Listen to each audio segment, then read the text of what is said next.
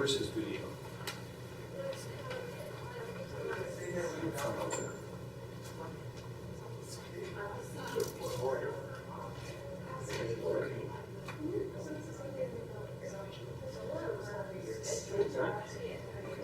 So here we go. Here's the presentation for the whole group.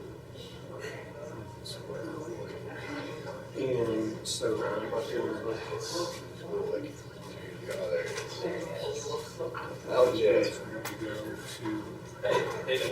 How's it going, like Hey, you're here too. I am here. How you doing? Doing good? Good to see you. Something like that. It's literally like 10 minutes away. That's for real? It's not the way I got down. Well, Yeah, I nice. noticed. I probably should eat this before the graduation, so I'm going to like rifle and throw back. That's a good idea. You have 2 minutes. 2 minutes? Just day night. Dude, someone is like, hi, my name is. I would assume the front. Yeah, why are we sitting in the front if everyone? I don't know. It's not like You don't mind me asking, did he invite you? Did you invite him? Okay, that's right. well, no, I really didn't. I invited myself. Will technically invited me. I don't know. He's always late. Oh, really? It's my brother. Oh, Turtles, yeah. If you want to, you can sit by mine. This is Hayden. It's nice to meet you. There's not enough chairs for us in the same spot. That's just 7 of us. No, I know, but it's not all together. Like Yeah. it was before.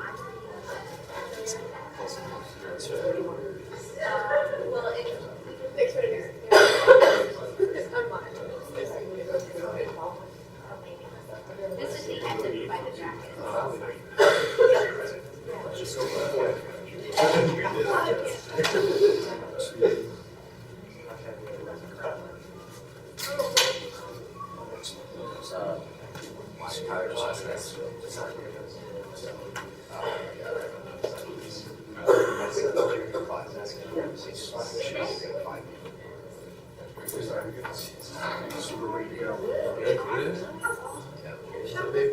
Could you help me find my phone and also my notes? Oh, is it not in your bag? No, I took You it said in the out. lunchroom?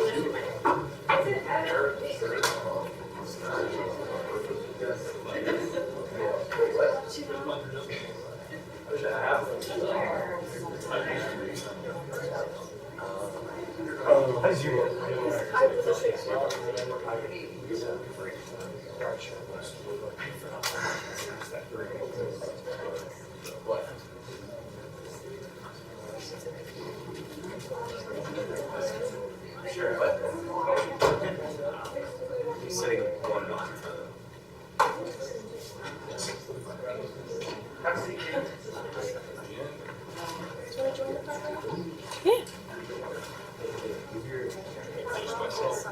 If I can score this, no problem. Is it yours in there?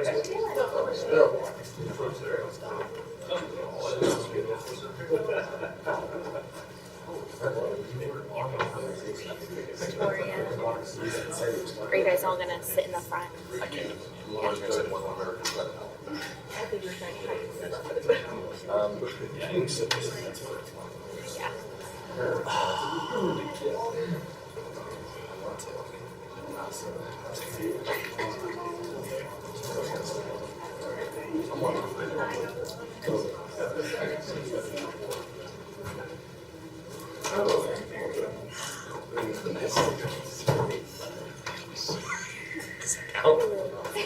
Good morning, everyone. Good morning. Good morning.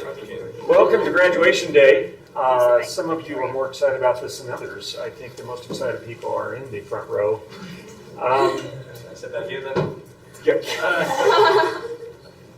Oh, yours is coming. I've got a special plan for you, my friend.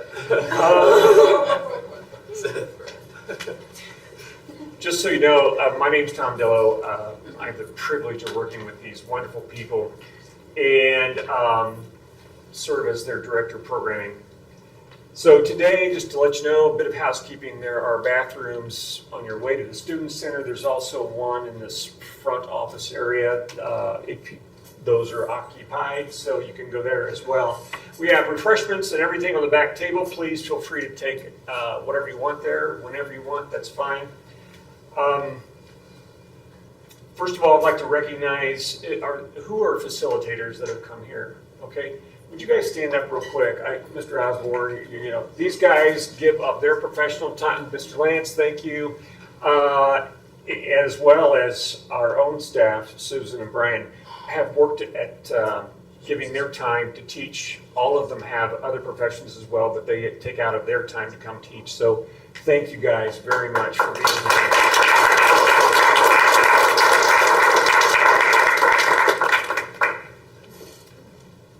Okay, so before we get going here, we'll be starting the day by hearing the final presentation from each of the scalers.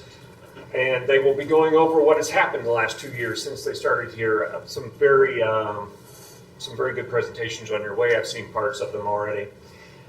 And after that, we'll be taking a break, and then we'll have graduation before lunch. As you guys all know, there is a lunch for facilitators and guests and the scalers, of course, after this. So I'd like to start by having a word of prayer and ask God to thank Him and ask Him to bless this proceeding. God, we thank you so much for the opportunity and the blessing of being here. I thank you for the scalers, what they've meant to my life and how they've given to me, as well as me trying to give to them. I ask that you enter this proceeding, and that everything that happens here is for your glory. And we will always remember that you have been moving in their lives as we go on through the day. In Jesus' name we pray. Amen. Okay, so student number 1, you know who you are. Let's have it.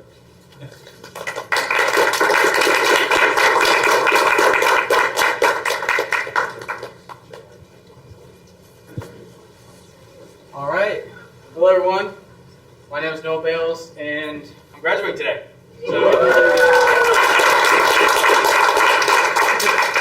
Over my time here at Vertical, I spent my time learning video. So I thought it'd be apropos and just a better showcase of my growth here if I made a video. So with some permission from the facilitators here, that's what I did. So in a minute here, we're going to play the video. Afterward, I'll come up and share with you my next steps, as well as some questions, and I'll wrap things up with some thank yous. Oh. Hey, bro. All right. My slides.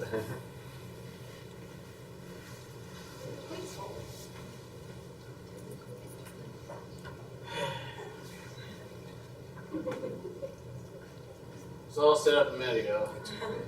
Minimize that. Randomize.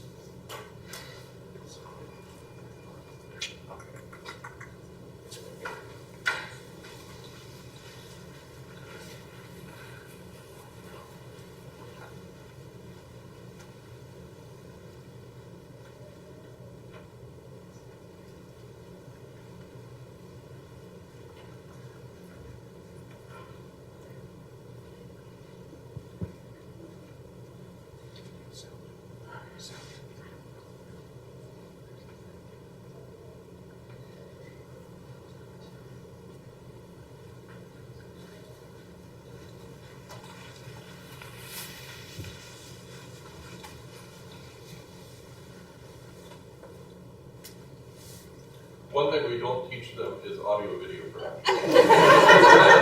Just saying. How to write a resume, how to interview, how to be ready for businesses, yes. How to work a soundboard, not so. Sorry, folks. This was working like 10 minutes ago.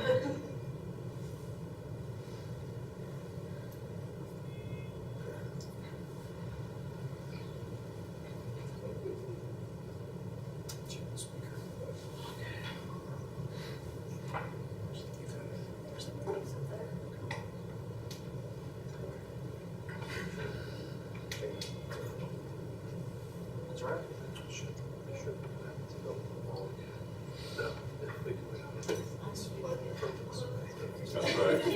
Try to call for that kind of stuff. There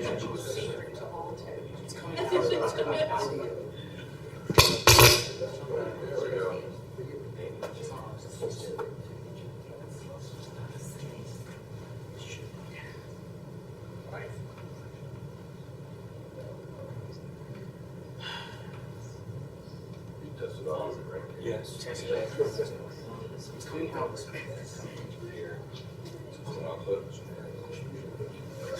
Speakers will work.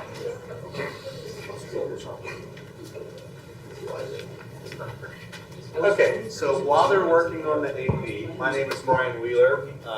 For those of you who do not know me, I'm the Chief Vision Officer here. And I just want to point out that anytime there's a movement of God, there's an enemy. And honestly, I think even some of these little tech issues, sometimes we take as little things like, oh, okay, that's weird. But honestly, I feel like we have an oppressor. And in this instance, this is one of those things, right, where like things are perfect, they're set up. And but there's a movement of God going here at Vertical. There's things, there's growth, there's scaling, there's kingdom happening. And anytime that happens, we're always going to have oppression. So this is just going to take the opportunity to just talk about that and just say like, hey, they're going to work this out, but we're not going to let this slow us down today. So we're on the move here at Vertical. Things are happening. I hope you'll see that with the growth of the students. We're going to be talking about that throughout the day.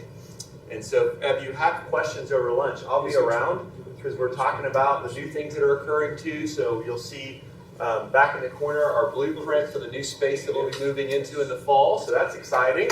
Right? Yeah, and so we're doing something radically different, and it's kingdom moving. At the same time, it's hard, and we have times when things just don't work, like the AV. So I'm going to take a second. We're going to pray over this. All right, let's just pray. Lord God, we just thank you for this day. I thank you, Lord, that you brought us all here today to do life together. God, to share in what you're doing in your kingdom. God, I thank you for the testimony of these scalers and the journey that you've had them on and the journey that you have them on still and the one still yet to go. God, we just pray right now in the name of Jesus over this AV system. Lord, we know you're the good healer and that you are the God of human technology. God, we just pray that you would resolve this, that God, that you would give them the wisdom and the guidance to resolve it, and God, that we'd be able to move on forward with this day. And we just claim all this in the name of Jesus. Amen. Amen. It's the incorrect TV controller that controls the volume. I don't know. We've never had this problem before, so at this level, so this is an interesting thing, but that's okay. They'll work it out. So how many of you are here for the first time, by the way?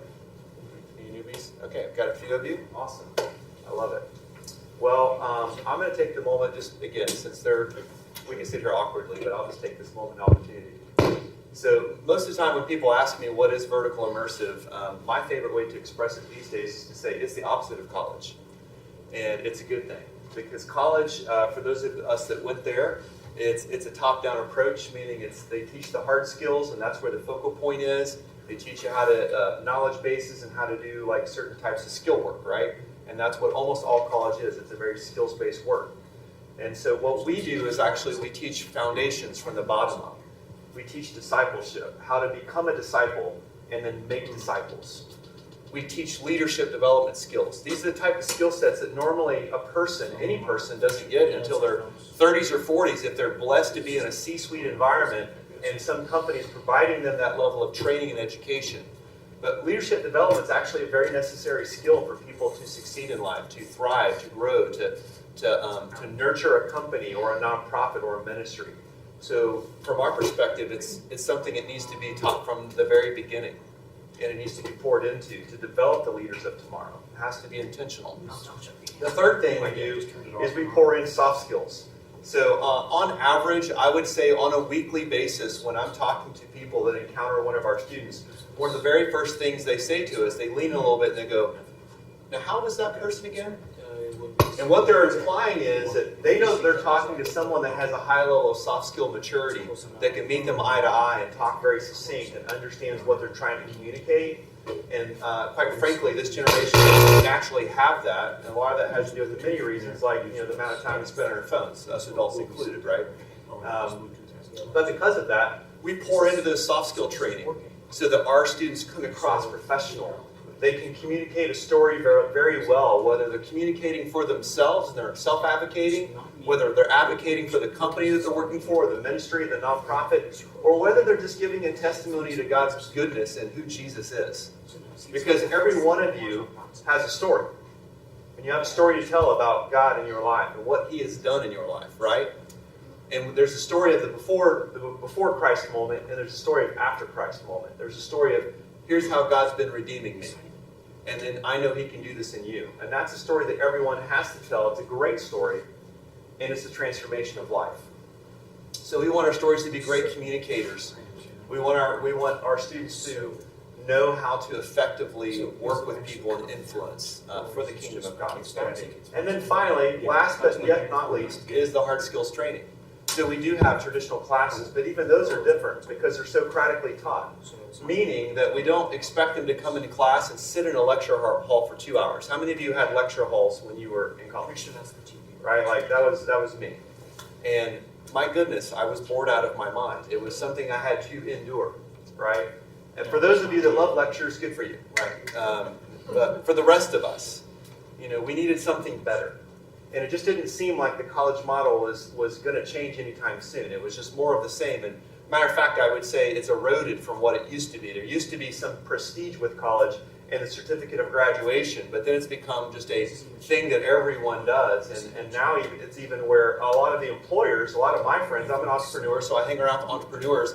I have over 100 friends that own companies. And you know what they tell me about college degrees? They go, it doesn't matter. Because these days, like, they cheat their way through them, or they just kind of like slept through class and they figured out enough. They're like, we don't know, but we don't know what the caliber of the kid is just by the degree. It doesn't matter anymore. If they're in a very specific STEM set program, like they're going to be an attorney or a doctor or a lawyer, like they've got to go through college. That's because that's just the key that gets them through that pathway. But to all of my friends, they say every other pathway to get into a job, the degree has very less significance anymore. You know what they want to know? They want to know, what has the student done? Yes. What is their capacity to do hard things? How well can they communicate? Can they effectively change a room? Can they take information given to them and assimilate that and then do hard things? Can they learn fast and rapidly? Or am I going to have to babysit them? That's what they're thinking about. That's what they're worried about. So when we first started Vertical, when I took it over, a lot of my friends thought I'd lost my mind, quite frankly. They're like, you're a wealth manager, you own a wedding venue, you've got these other businesses. What business do you have in education? I was like, I don't know except to say that God's called me to this, and so I'm going to do it. I'm going to be obedient. That's what we all have to do in our lives, is learn to be obedient to the call, even if it seems insane to everyone else. That's what we're called to do, right? That's what it means to live in Christ. So I accepted that call. But then I asked my friends, I said, let me pose a question to you. I want you to imagine that you are interviewing 2 students for a job. Maybe it's a marketing role. You're going to internal marketing. It used to be external. That was fun. And so let's imagine that that's what you're going to do. You're going to interview only 2 students. And one has a degree from a college, and they worked as a barista the last 2.5 years. The other went to Vertical for 2 years. And they have a portfolio of work on lots of projects, capstones, nonprofits they served. If everything was equal between those 2 students and you knew nothing else, which one are you going to hire? And I want to tell you as I stand here before you, that 100 out of 100 of all of the people that I know, I kept to myself. There it is.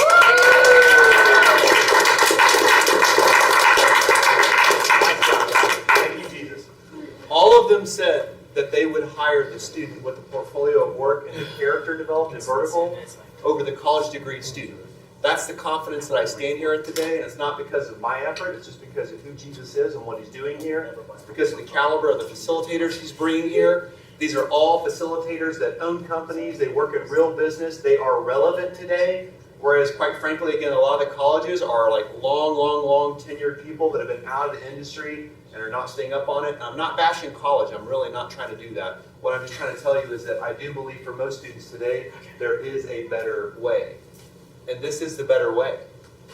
When we can plug students directly in and get them into motion and get them into real life work, that is the pathway for success for them and for the companies that they work for. Are we ready?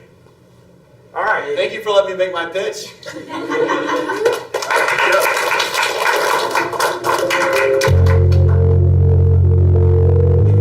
Growing up, I was a bit of a weird kid. I kept to myself, didn't talk much, and I didn't really put myself out there. Because of that, I never really developed social skills, or at least good social skills. Over time, that turned into a fear of talking to people, and fear of talking to people that led to me not talking to people, and then I didn't get experience, and the whole thing just repeated. It was endless. By my senior year of high school, I started to take a hard look at where I was. I knew I loved videography. I loved the idea of telling stories that could impact people. The problem is, you kind of need to understand people if you want to change people. And I didn't know people. I did have some self-taught skills. I spent a lot of time with Final Cut Pro, messing around with some cameras, and I loved immersing myself in behind the scenes and YouTube videos on videography and storytelling. So I had all this head knowledge of all the things I wanted to do. I just didn't have the skills to bring it into reality, which was very difficult for me. So instead of jumping straight into the real world, I took a gap year. I took a seasonal job at the YMCA of the Rockies in Colorado, which, moving from my parents' house to a dorm with 60 people, I learned social skills pretty fast. That experience was exposure therapy for me, where I was constantly doing the thing I hated until I got good at it. During my time at the YMCA, I was chewing on what I was going to do next. College didn't seem right. I knew I could learn on YouTube by watching movies, by reading books. I didn't really see the need of sitting in class for 4 years, learning how to make videos, when I could just make videos. That's way easier. So I enrolled in Apprenticeship University's high school program. Right before I started, I got a phone call saying that Apprenticeship University was no more. It had been sold and turned into vertical immersive. That first semester was weird. There was clearly a lot of issues that were going to be resolved later on, and people were just figuring things out, which I actually liked. Because I didn't know what a traditional school was, I saw this environment of chaos, the perfect opportunity for me to grow. I had to figure it out on my own, which is exactly why I came here. If I had to describe that climber year, I would say it was the most I had grown in a single year. One of the main things was I had my new classmates, and we call ourselves the Turtle Gang. I am astonished at how well we gelled as a group. We've done a lot of life together. That first semester was pretty simple in terms of classes. The first big challenge came in terms of our capstone. For this semester, we did a group capstone. I was part of the Grace House project. Grace House is a Christian rehab center, and we were tasked to create a new website and just clarify the marketing. I put it on myself to create a video for them. This is my first professional video. It was kind of my opportunity to show myself and be like, yes, I got it. Like, I deserve to be here. Funny story, I remember that I forgot to tell the leadership at VI that I was doing a video. So when we were doing our practice presentations, we cold opened with the video, and they were so confused. They thought we just ripped a video from the YouTube page and opened with that, and they were just completely blown away that our first year student made that. Immediately after the Grace House video, we had a mission trip to North Africa. I self-imposed myself to make a video for it. But I didn't want it to just be like a travel video of just like, here's random videos of just stuff we did. I wanted to actually tell a story. That video was hard to make because you can't really plan for it. That was also my first time narrating on video, which was quite interesting. The second semester, I would say, is my favorite. My favorite semester we've had here. If the first semester is flattening the ground, preparing it for building, then the second semester we built a city. It's amazing. I was a completely different person from beginning to the end of that semester. I would contribute that to two different factors. That being David Osborne's class, Business Communications, BizCom, as we call it, was the skills of how to talk to people. We went through the book, How to Win Friends and Influence People, and just going through the Dale Carnegie of here's how you talk to people, here's how you talk to them on the phone and through email, and here's some tricks, and here's what you do, here's what you do. That class, I could take what I learned in class and immediately apply it everywhere in my life. That class facilitated the most growth out of me out of any class here. Oh my gosh, that class was amazing. That class was amazing. The capstone for this semester, semester 2, was we were doing solo projects. And the main one for me was they tasked me with making a overview video for the school. Just a video that answers the question, what is vertical immersive? And this process really taught me a lot, going through the process and getting approval and making sure everything is in line so that when you get all the pieces, editing is so much easier. So much easier. My favorite thing about that project was the pure scale of it. Because I wanted so much B-roll of just, here's the day-to-day, here's what VI actually is, that project alone I am so insanely grateful for. That's the video I'm most proud of. And for that being the closer of my first year, and boom, I'm ready, I'm going into the second year, I'm wrapping this up. I think that was a fantastic mindset of, I actually know what I'm doing. This is amazing, I know what I'm doing. I just need to scale it up and replicate it. Over the course of the semester, I was hired at the Vertical Studios, which is a sister company to Vertical Immersive. There, I did all kinds of client projects, including videos, marketing, social media content, and other things of that nature. That job has been amazing. I mean, sometimes it's hard to believe that I went from working at a pizza restaurant to working in my field of choice within a year. Like, what? Like, that doesn't happen. But my favorite thing about Vertical is that here you have freedom to fail. What they do is they say, make this overview video. And I say, what? What? So like, what is this? Like, this is impossible. Like, I just started here. Like, I can't do this. And then you're like, well, I whatever, I'll just try my best. We'll see what happens. And then you do it. And you get it done, and then you say, how did that work? I don't know how that happened. I've been making videos for 3 months. How did that get done? And then they say, awesome. That's amazing. You made an overview video. Do it again. And then you do it again. It's even better than last time. It's the entire thing. And sometimes you make a video that sucks. I've made lots of videos that suck. I wouldn't watch half the videos I make. But am I better now because of it? Yes. Yeah. I have freedom to fail. I don't have to make every video the best video I've ever made. Because here, I can say, you know what? I say the best is the best I can do. So I do my best, I learn from my experience, and I take that knowledge and I carry it to the next one. That's my favorite part about being here. If the first year was about building myself, then the second year was about testing. If I'm being honest, the second year broke me. I went into the year hoping that I would have the same exponential growth I had the first year. But it didn't happen. We spent our time refining and stress testing what we had built, and I cracked under the pressure. I had several major projects fail, my personal life went haywire, and I had a lot of issues with teammates and colleagues. For example, for the first semester Capstone, I was on the Wisdom Builders team. We were tasked with making a video to inspire confidence and to get funding. Basically the same kind of thing I did for Grace House. Since I had the experience, I volunteered to be leader. I didn't lead the group very well. Looking back, I now know that I overestimated the maturity of the first year students. I just kind of handed them tasks and I didn't guide them, and that was unfair of me, and the project was a disaster. We barely limped over at the end and got it done, but overall I was very, very dissatisfied with that project. This failure has taught me more about leadership than anything in the first year, but overall it didn't feel great. In terms of classes, the second year was a blur for me. They were designed to be supplemental to our apprenticeships, and they were. It was more helpful in the moment, covering day-to-day issues as they came up, as opposed to the head knowledge of the first year. My favorite class was the coaching sessions with Tom Dillow. Tom is very good at asking questions, listening, probing our theories, and overall getting our thoughts, as well as just coaching me on how I want to approach my life. That was very, very helpful for me, and I'm very grateful for that. For me, the most growth I've had in the second year was in my professional life.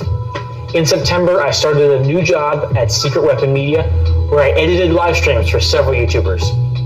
With this and my job at the Vertical Studios, I transitioned into working completely in the video field.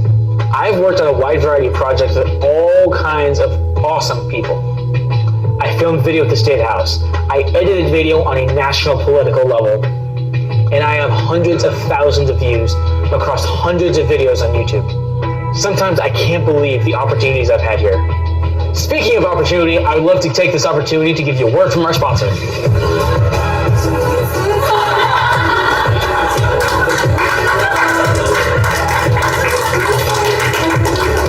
We're stuck in a kind of brand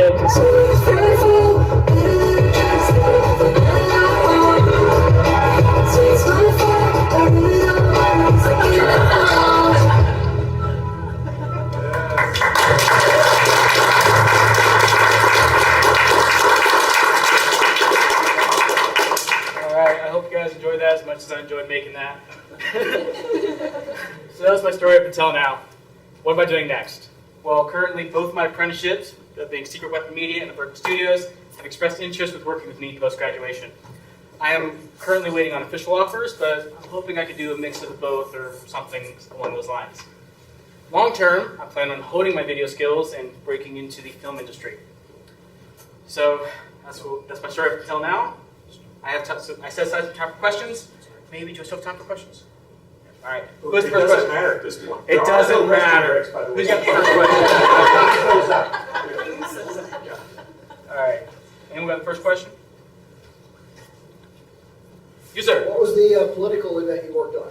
Ooh, I believe I'm allowed to talk about that. I was editing video for Mr. Scoggins. I believe it was a Republican conference. So I did that, and I have several more along the way. So I don't think I'm allowed to talk about those yet, but they're pretty big. They're pretty big. So, any other questions? You, sir. What was your biggest challenge of VI? Biggest challenge of VI? Besides for the capsule that you mentioned in the video. Yeah, okay. Biggest challenge. I would just say going from like a weird kid to being a professional, just that overall, like, this was 2 years ago me up here, I probably would have fainted. And, yeah, so just that overall, that personal growth that's going to impact me the most go forward. You, sir. Can you touch on the growth that you've experienced through working with Berkeley Studios? Yes. So, I mean, we have the technical skills of learning how to do video and constant feedback from Jen and Mr. Scoggins, as well as whoever I can get my hands on. So they would always help me out and be like, yeah, we can do that better, and try this, and always trying something new and figuring out what works, as well as the back end side of ClickUp and Teams and like how to run a calendar and all that. And like I usually just kind of wing it, and that can't work in professional life. So all of that combined, I'm very happy with my growth here. Yes, sir. What would you want the next set of scalers to know before they go to their second year? Ooh. That's a good question. First one that came to mind is you're going to see the climbers get themselves in trouble sometimes, and you cannot fix it for them. That's the whole purpose of being here, is to fail, pick yourself up, and get better. That doesn't happen if those problems are solved before you realize you're in trouble. So I encourage you to do that. You, sir. You could say one thing to high school Noah. What would you tell him? Besides for you're weird. Yes, stick to the calendar. Stick to the calendar. It's going to save your life, man. So you're still in trouble with that sometimes, but I make it work. So. Any other questions? Noah, based off of the leadership experience you had that did not go so well, if there were opportunities to lead teams in the future, how would you approach it? I would be more hands-on and constantly be more hands-on and constantly checking in with them. With that project, I would just kind of assign things, just kind of like, cool, see you in 2 weeks. And like that just didn't work because they would run into issues and then not talk about them. And I would just constantly check in with them to make sure that everything was going smoothly and resolving any issues I could as they came up. All right, moving on to the thank yous, I believe. That was awesome. Yeah.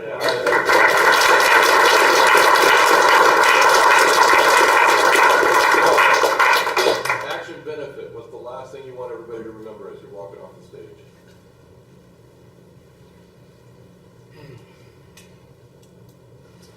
I forgot you did that. I didn't prepare that. All right, so. Take this action, get this result.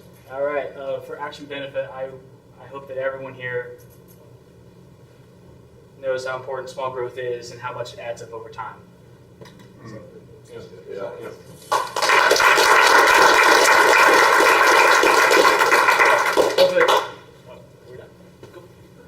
Shallow. Oh, second slide. We're not there yet. So, hi. Man, what a tough act to follow. Man. All right, well, my name is Shiloh Gammon, and this is my story. For those that know Vertical, this title may seem like a contradiction. I can assure you it's not, and the reason for that is highly fluctuating environments for people who like structure, such as myself, tend to reveal very quickly what you're doing either entirely wrong or what you're overthinking and can just tweak a little bit to improve. And much like all of the best stories, as Noah just told, ours begins with a moment that I chose, even though there are many that I could choose from, on a cold January day a couple of years ago. I worked for a credit union back in Ohio, and I was standing at my teller station, and it was kind of boring. The branch that I was at is known for being very slow, and oftentimes conversation is the only way to keep things real going. And so I was trying to keep one going as well as I normally could at that point, but it wasn't, with mixed results. And I went to the back for reasons I can no longer remember. And as I was going back to do that, I saw this message on a coworker's screen. As much as that did sting, it was not a surprise to me. This was something that I had known about and had been working on myself for several years, even up to that point, and had made great strides in. But I knew there was room to improve still. And so what was I to do? Where was I to go? I didn't really know at the time. I didn't have that many opportunities, save one, which is where I actually kind of lied to you, because this is where the story actually does not begin. It begins earlier on a day I no longer remember, when I heard about Apprentice University. I heard about Apprentice University through my mom, who heard it through a family friend, who heard it from a radio ad. Yes, that sounds like a comedy bit. No, I will spare you that. I'm not good. You don't want to hear it. What it is, though, was why it did appeal to me as a very technical person, is it was the opportunity to do paid apprenticeships in a field of your choice where you could get experience and be immediately hireable and do that with little to no debt. And again, as a technical person, great. And also all of the personal, professional development that came with it. And while Noah stole my thunder on this point earlier, right as I was getting ready to do that, there were some roadblocks. The problem is where I'm from, as I said, a credit union back in Ohio. As we stand, I am 2.5 hours away from home. That's not exactly commutable every day to school. Furthermore, because it was such a small school, there was no housing. So my only option then was to spend the next couple of years working hard and saving to make sure that I could afford an apartment and tuition as I needed to make sure I could get through and support myself. And so a couple years pass, which is when the first story happens. And shortly thereafter, I'm finally ready. I'm getting ready to go, and it switches ownership to Vertical. And as many of you might know, with changes in leadership, that can mean a variety of different things. Nothing could change or everything could change. And so after looking into it and taking a visit here, I discovered that it remained mostly the same, even though the focus shifted from a more, using the word loosely, practical environment to a more creative focused environment. But it retained everything else that I was looking for and even added an even bigger emphasis on God. And so I decided to continue to pull the trigger. And I am so glad I did, because it is possibly the single greatest thing I have done for myself professionally, personally, and spiritually. I have grown significantly in my personal skills through Mr. Osborne's Dale Carnegie classes, 2 of them that he has taught. And learning how to take those personal aspects and really, when you inject those extra personal touches into conversation and business, you get results that you could have never imagined, and I have seen those. And professionally, with Susan's leadership class and taking personality quizzes and learning things about myself that I could either reframe to better myself even further, or that I didn't even recognize about myself that I could then start applying. And possibly most importantly, was Mr. Dillow's discipleship classes, where I really started to take that deeper walk with God and make my faith my own in ways that I would have never done outside of Vertical. And all of that culminates after that first semester in the first year on our on our trip that we took to Morocco, or at least some of us. This trip is possibly one of, if not the thing that has changed my faith the most, possibly in my life. Why it was so significant is going there, since Morocco is a restricted country, you cannot actively preach the gospel there. So how are you to share? Well, you just simply live life. And the way that really revolutionized my look at faith was a Christian that owned a hotel that we were staying at in Morocco that had a Muslim couple running the hotel for them.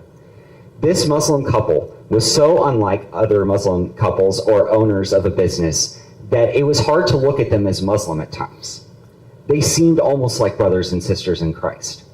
And that level of just living just wears off on people was something that I hope I'm in good company when I say this. I tend to build that up as, oh, that's for people with a pastoral gift or a missional gift or of the like. And this is for people that are deeper than me. No, God calls you, and that was the shift that I needed to really start living out my faith. Going into the second year, after building all of those personal and professional skills, was when I really started to build on my leadership and creative skills. This is where I focused on stepping out a little bit more, or was even made to step out a little bit more. For Soundpoint, what that looked like was, since I was one of the seniors or upperclassmen, I was leader with LJ here on that, and I had to learn how to lead more than the project that I had led in the first semester that I kind of failed at. And I did that successfully. What I also did successfully was step into a creative role that I would never have done otherwise in creating the logo. And after repeatedly bashing my head into a brick wall trying to come up with designs, I presented my page to my fellow project mates, and after they lovingly beat me over the head with, "Your work is good, use it," we came up with the design here on the right that you see on the screen that is being used by them. And what is Canara Rides? Well, for those of you who know me well, this is not a shock. For those of you who don't, I'm a roller coaster enthusiast. So what that means is I've been to a half a dozen states, to a dozen and a half different parks, and over 130 unique rides ridden over the course of the last several years. To say that I'm passionate about this is a little bit of an understatement. So what it is a roller coaster manufacturer that would design and build rides. I will not go into the presentation inside of a presentation, that would take too long. But what it was is a dream that I had mostly kept to myself, or for my close friends and family that I would share as, oh, this will never happen, but this is an idea that I have.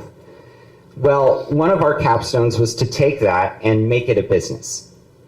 And while this may not still be something that I do in the near future, it went from something that I had kept close to something where I had to reveal that. And it was a little bit of a step out. It was kind of intimidating and felt a little bit exposing, because here's this dream that I had. But you know what? I built it. And that's something that, oh, this will never happen to. It could take a decade or more, but if I chose to do it, I could with the right set of skills and people. And so all of this culminates in Belize.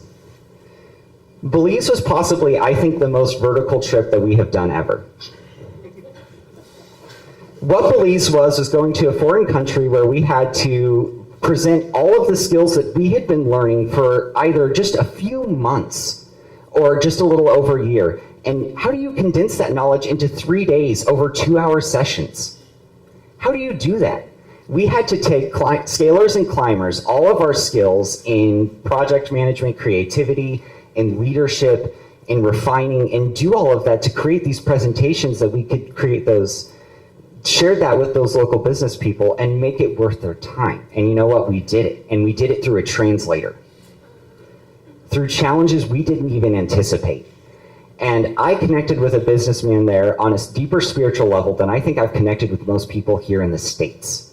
We poured into them as much as they poured into us, and that is an opportunity I will forever be grateful for. And so what does the future hold for me? Well, the future holds not being stagnant as I was. What that means is going home and returning my time to the credit union that has been so gracious to me and letting me reduce my time from part-time from full-time to part-time hours and going fully remote in order to even attend vertical. It also looks like making sure I am keeping myself sharp and learning new skills and joining spiritual groups to make sure that I am not losing the progress and momentum that I have. And so my first thank you goes to God for even giving me this opportunity and sharing that through the grapevine many years ago. My second thank you goes to my family for making me the man that I am today, and to my sister for keeping me sharp through the process. My third thank you to my friends, my wonderful friends in God, for being the iron that sharpens my iron through this whole process. Through the trauma bonding of not having a syllabus in the first semester to traveling the world with you. Thank you for everything. And to the facilitators. Classes so often die on having bad teachers. You are not those teachers. Thank you for being the wonderful, passionate people that you are that made the experience what it is. And so, who am I? Well, first of all, I am someone that can read a room. More importantly, I am a man who knows what I'm doing, who knows who he is, and is a strong man of God and a world changer.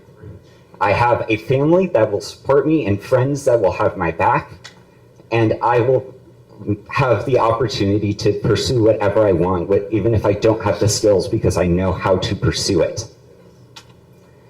And with all of that, a last thank you to everyone else here who I only partially know or don't know in the audience, for making my classmates the people that they are. I probably would not have met them otherwise, and I thank you for the opportunity to get to know them. Every single one of them is a wonderful person. Thank you. And with that, who has the first question?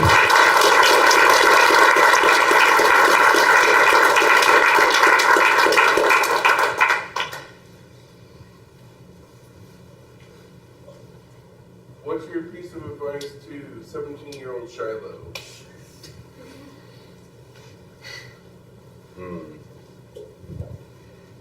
What do I say to myself? 17-year-old me. Don't overthink it, and get yourself with people that don't overthink it. Get around people that are the person you want to be, who you are not yet, because you will grow in those ways.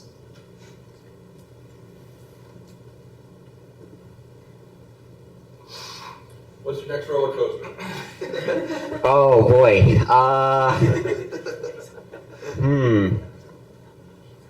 Well, that really kind of depends. There's one in Chicago that I haven't ridden yet, but I would really like to try to get back to a park in Branson, Missouri that has a couple that I hadn't ridden from a previous trip that I would like to get, and one of them is closing this year for good. So that's the ideal the next ride that I get.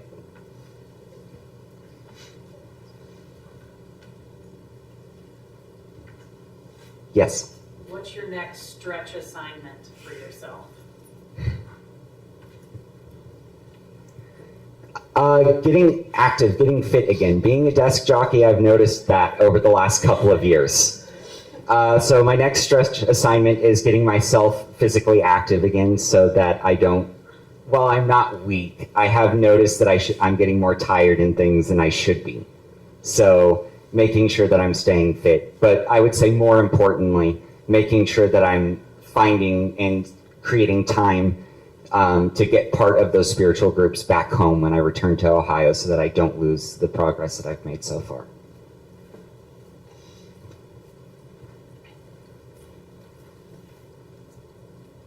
Yeah. I don't have a question. I just can't say. I just want to say that we can't be more proud of you. So we love you. And from both of us, you're just awesome. Thank you, Sean. Excellent job.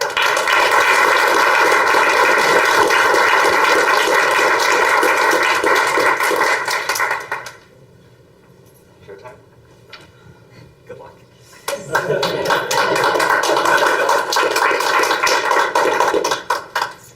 That's my brother, and that's cool. Okay. Not gonna cry. So when I came to Vertical, I wanted 3 things, and that was hard skills, I wanted experience, and I wanted career direction. I really didn't, I didn't have a focus, I didn't care about making friends. I wanted to get in, and I wanted to get out as quietly as possible. I wanted to build a killer resume, and that was my goal in life. That I did get a killer resume. Everything that I just mentioned, well, most of what I just mentioned did come to fruition.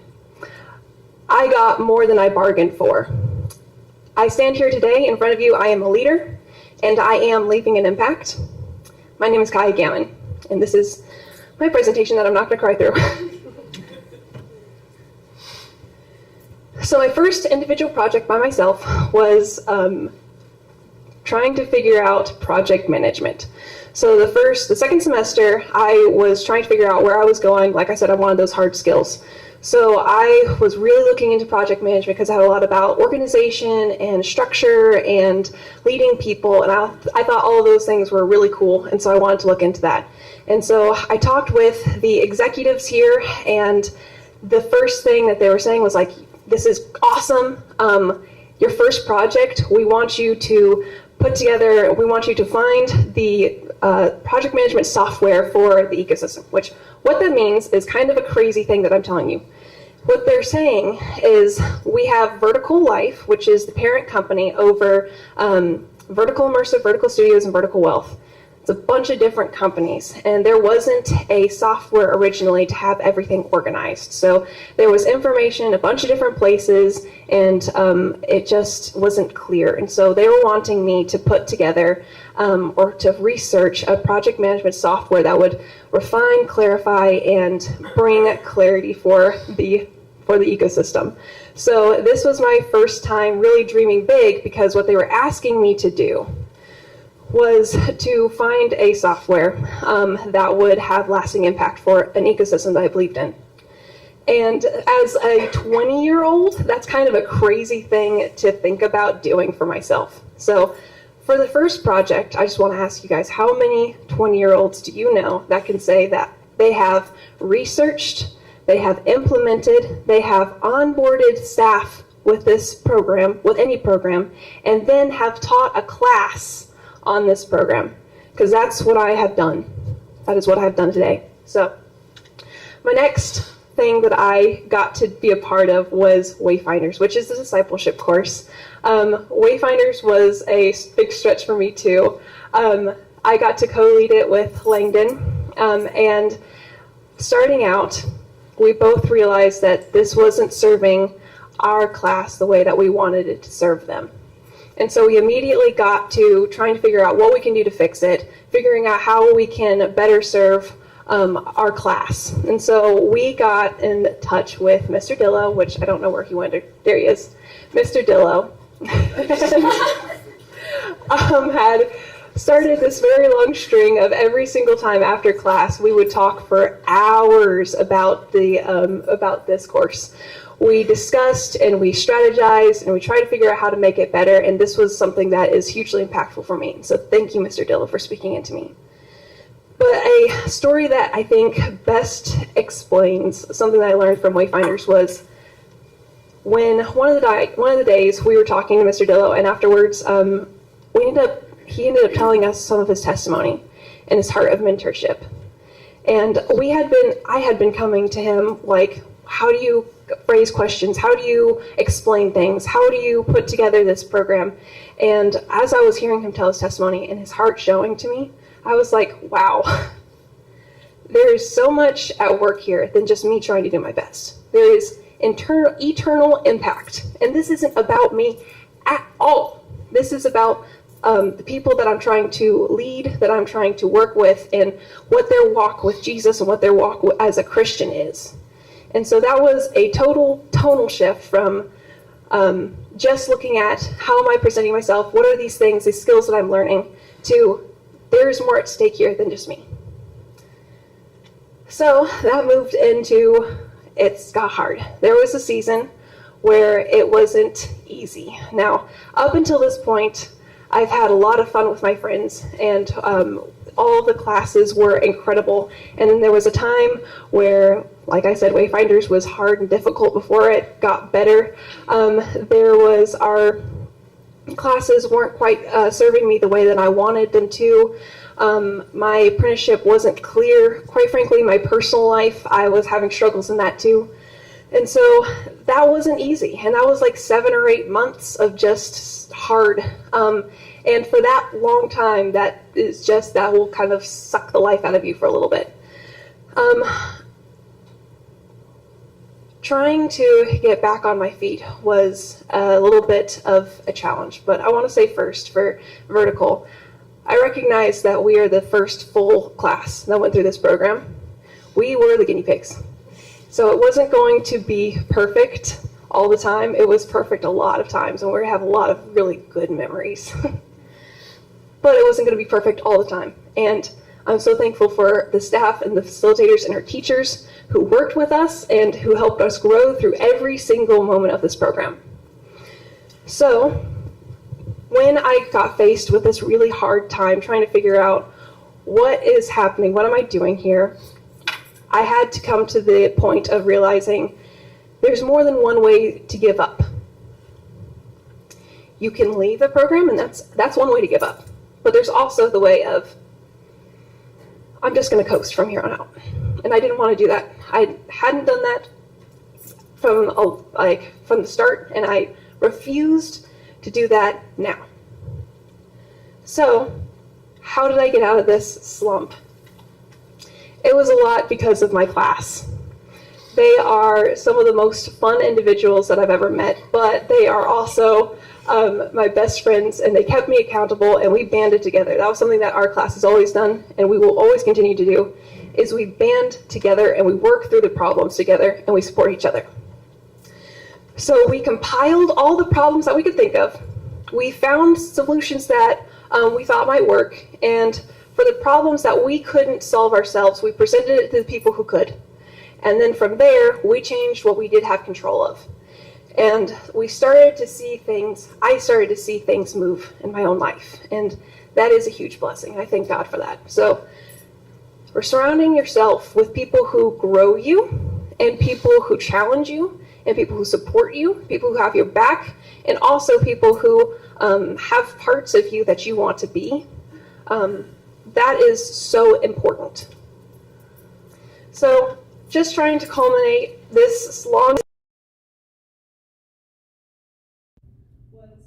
this is a 3-year-long dream that I had of getting this company to the homeschool convention. So when it was Apprentice University, as Shiloh discussed, we first talked with them like, hey, you should go to the homeschool convention because this is such a cool idea, and there are only hundreds of kinds of people out there that don't even know this exists. We heard it from a radio ad, for heaven's sake. There's 1,000 people out there that could benefit from a place just like this. And I believed that if we got them to the homeschool convention, that would be a wonderful place for it to expand and for people to get the word out and for people to start finding this. So we told them about it, and they didn't go. And then it turned into vertical immersive, and we weren't able to go to the homeschool convention that second year either. But this last year, well, actually no, this year, we were able to go. And I was able to be a part of the team that was putting this whole shindig together. And this combined everything that I had been learning along the way with organization, with teamwork, leadership, training people. It was able to get us here, but not just getting us here, but it was also able to talk to the people around us. So when I was actually at this place, and events that I've had before, I would be in the moment, and I would make sure that everything's running right and making sure that we're doing good, and I wouldn't have any time to actually sit down and talk to people and actually be a human because I wanted to make sure that the ship was running straight. But when I got here, when we got to the homeschool convention, we actually got to be in a booth, and it was surreal standing in the booth, being like, wow, this is a 3-year-long audacious dream, and we're here. We made it. But when I was there, I was finally able to not just be a part of this this project and it was going well, but I was also able to talk to people. And as they came up, I was able to take a moment and step back and think, God, what are you saying in this moment? And what do I need to say to them? And pray for them. And so for me, it was the culmination of, I wasn't just a individual contributor or a leader. I was someone that could be human as God was calling to me in the moment, using the gifts that He put in my heart and in my life to use. So not only is this a really cool trip that we got to do, as I think it should be a trip. That was really awesome to be able to go out with you guys. But it's also something that I hope will continue to happen, and that there are, it sounds like, plans in the future that this will continue to progress. So these are all ways that I got to be able to create something that was repeatable, that will leave an impact. And so I think for me, what I kind of want to wrap up here with saying is, I came here, again, wanting hard skills, I wanted experience, I wanted to build that pie in the sky killer resume, and I got it. But I also got significantly more. I am leaving with being a leader. I am leaving with knowing that I have radical ownership of what I put my hands to and the kind of dreams that I dream for myself, and making sure that I'm not putting a box on my dreams, because God is calling me higher. And so I'm not leaving with just what I accomplished. What I'm leaving behind as well is my character. And so the impact that I hope that I have left, not just as structure organizational wise, is trying to put things together, but it's also the character of, I'm not giving up. I am dreaming big. And I'm trusting God for the future. So I'd like to thank again the staff and facilitators for being outstanding and more than I could have hoped for. I'd also like to thank Mr. Dillon, because you have spoken in my life more ways than one. My class, because you guys are outstanding, and I couldn't have done it without every single one of you. My parents, because if you think I'm impressive, then you can just thank them, okay? And I'd like to thank God, because I would not have been able to do this without Him. There are many times where I had to step back and go, God, I'm putting such a feat, because this is yours, and that's where it belongs. So, with that, I've got a little bit of time for questions, so you guys first one. So I know a little bit with regard to the software stuff you were working with, and I know you were trying to collect information on horses and syllabi. How did that come out? Did you try to put some sort of learning management system that the school can be able to do? Did you come up with some sort of learning management system the schools can be able to use, as opposed to Microsoft Teams where you just post your assignments and everybody sees it? So, what we're referring to is I wanted to pull together all of the projects that we're going to do in a couple of our classes, so that when we're going through in my class, my classmates could learn how to put together tasks and click up and be able to assign things, and basically use it so that in the future they would be able to not be so overwhelmed with the monstrosity that is ClickUp. So I was able to compile a lot of the projects and information for that specifically, but I'm not specifically in charge of putting together the syllabus.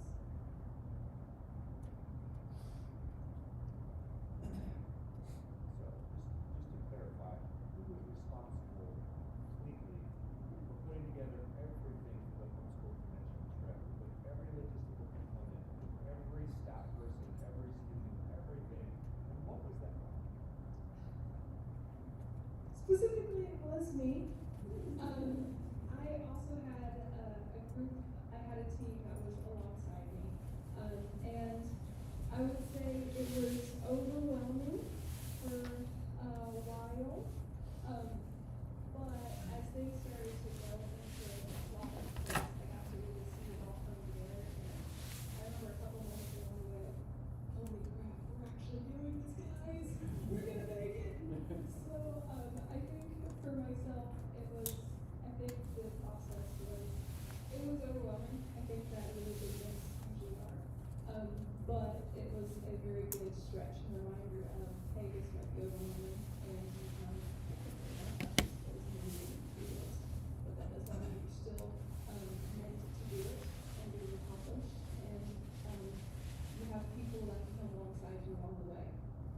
So I think that's the biggest takeaway from putting together that project.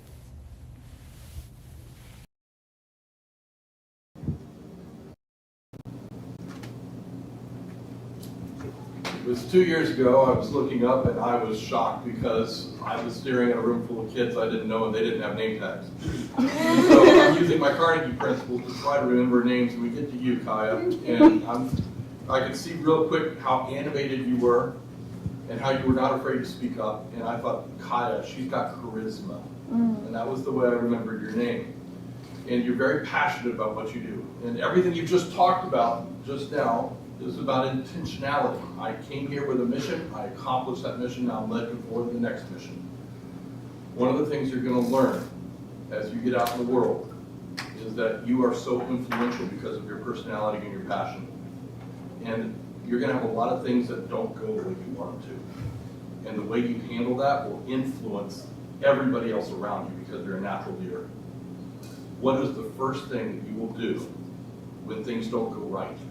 And who is one person that you can call on to have your back, that you can vent to when things aren't going right?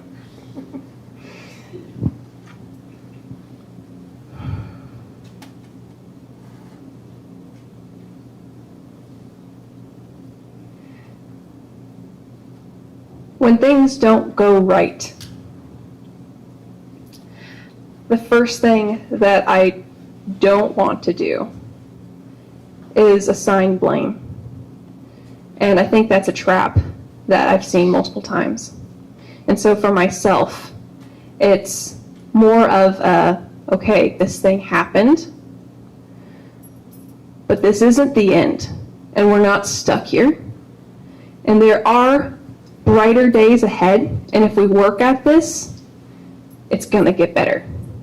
And so for me, I always remind myself of the hope that this isn't the end, and that this hard thing isn't it.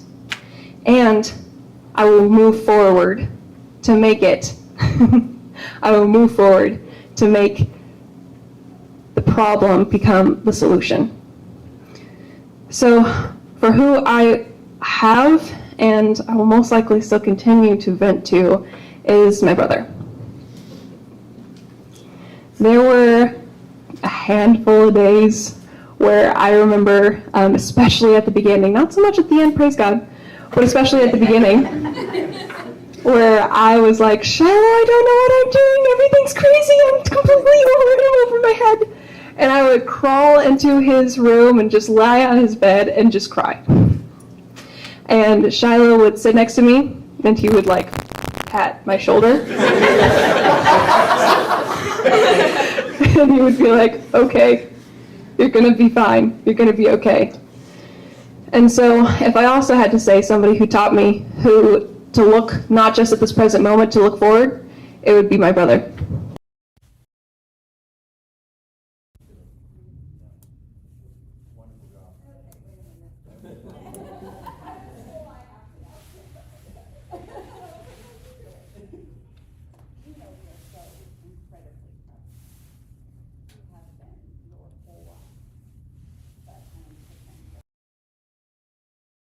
To come here and to see for yourself that you can do it, that you've got all of the things in you that we told you you have in you, and that all of these wonderful people have been here to see it and to affirm it in you too. So we love you. We're so proud of you. So proud of both of you. Wonderful job. Thank you.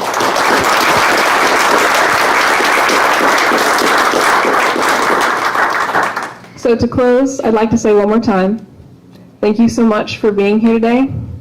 And for me, what I'm taking with me is I'm a leader and I have impact. My name is Kai Gammon. Thank you so much.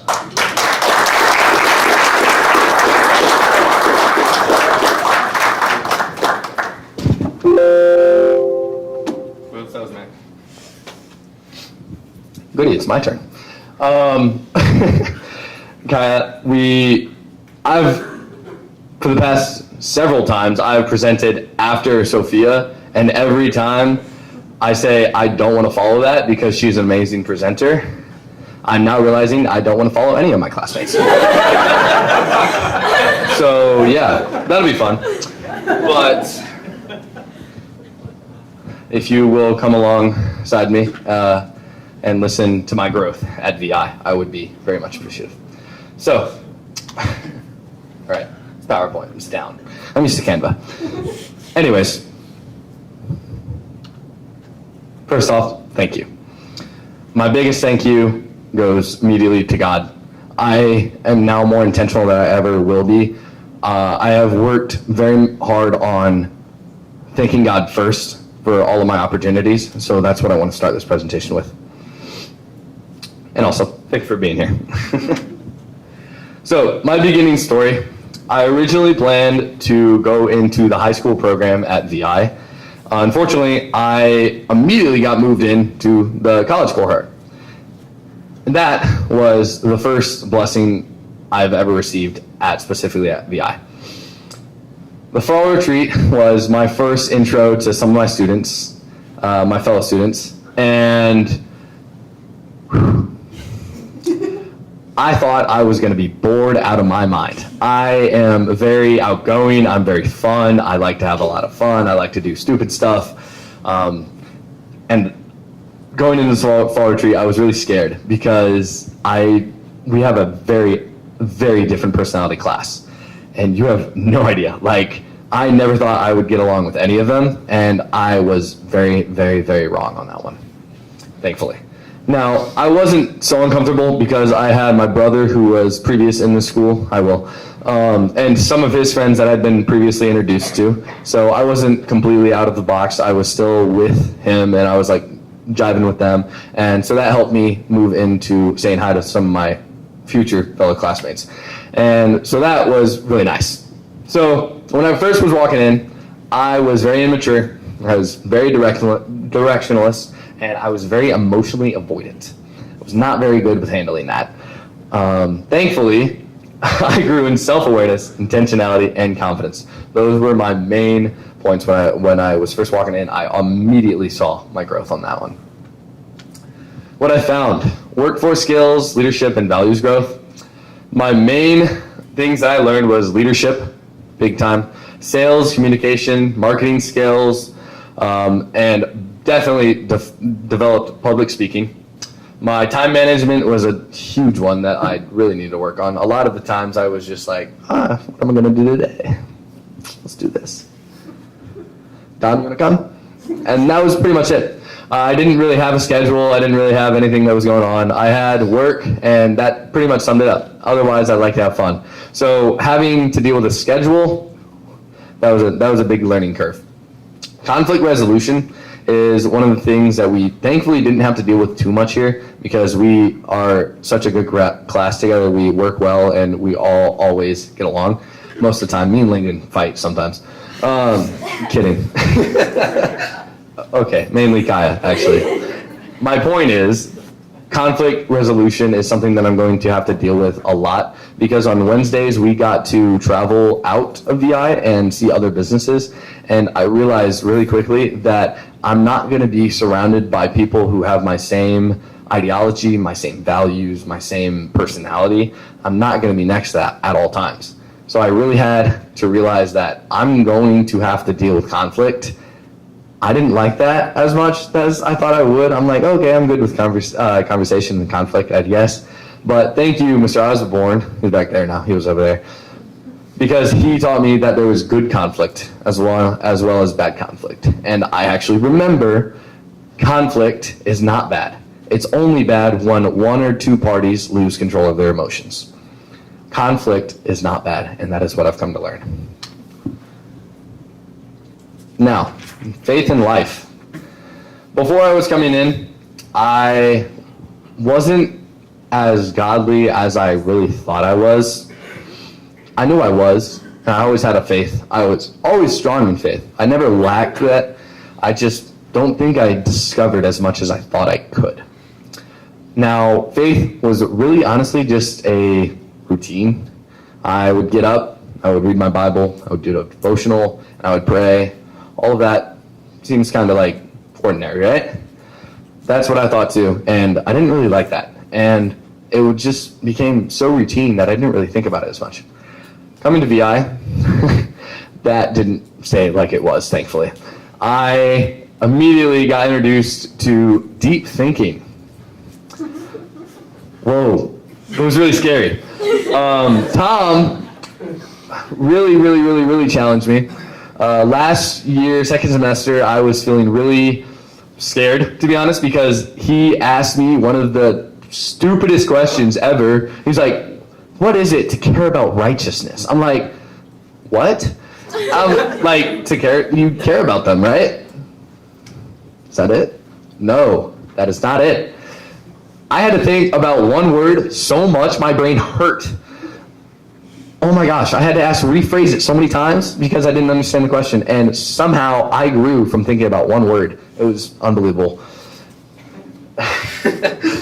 I connected my growth, my work, and my relationships back to my purpose, which is to reflect all of God's grace, goodness, and kindness onto other people.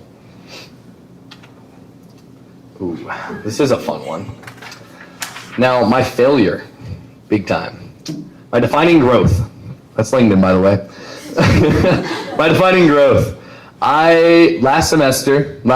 Last year, second semester, I was feeling really stressed because I was in my personal capstone and I had the skills to apply social media management onto vertical, but I didn't. I didn't use my skills whatsoever. And you would ask me probably, why? It's a great question, guys. Thank you. I didn't use my skills that I already had, and I didn't adapt them well at all. I would say I didn't.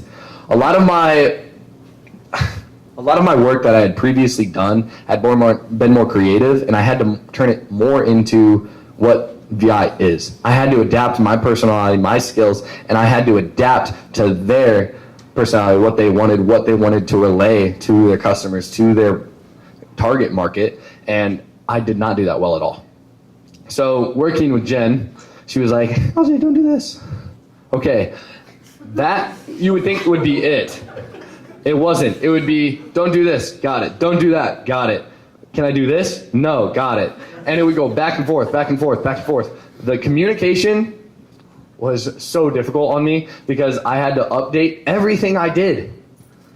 Can you imagine that? I changed one letter.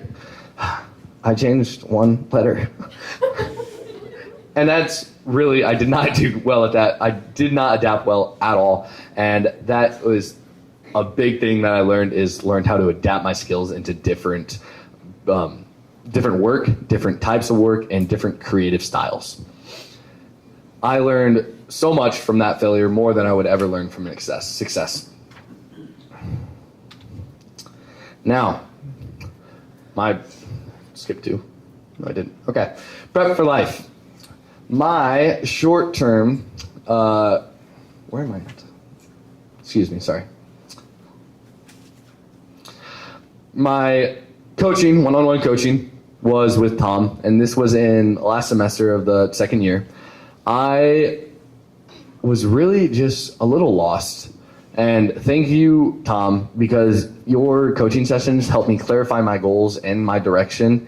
And just being able to have someone that supported me throughout that entire time was huge. Because I would go out, I would do stuff, and then I wouldn't do anything with that. I wouldn't write it down. I'm not very good at note-taking.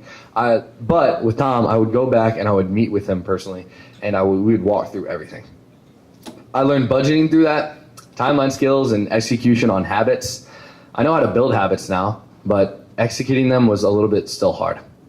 I built a realistic plan for my creative work, and now I'm going to be hopefully building out a van and living in a van, traveling when doing creative work with my girlfriend, and that's going to be so much fun. And thank you, Tom, because a lot of your one-on-one coachings has helped with that majorly. Now, work is worship.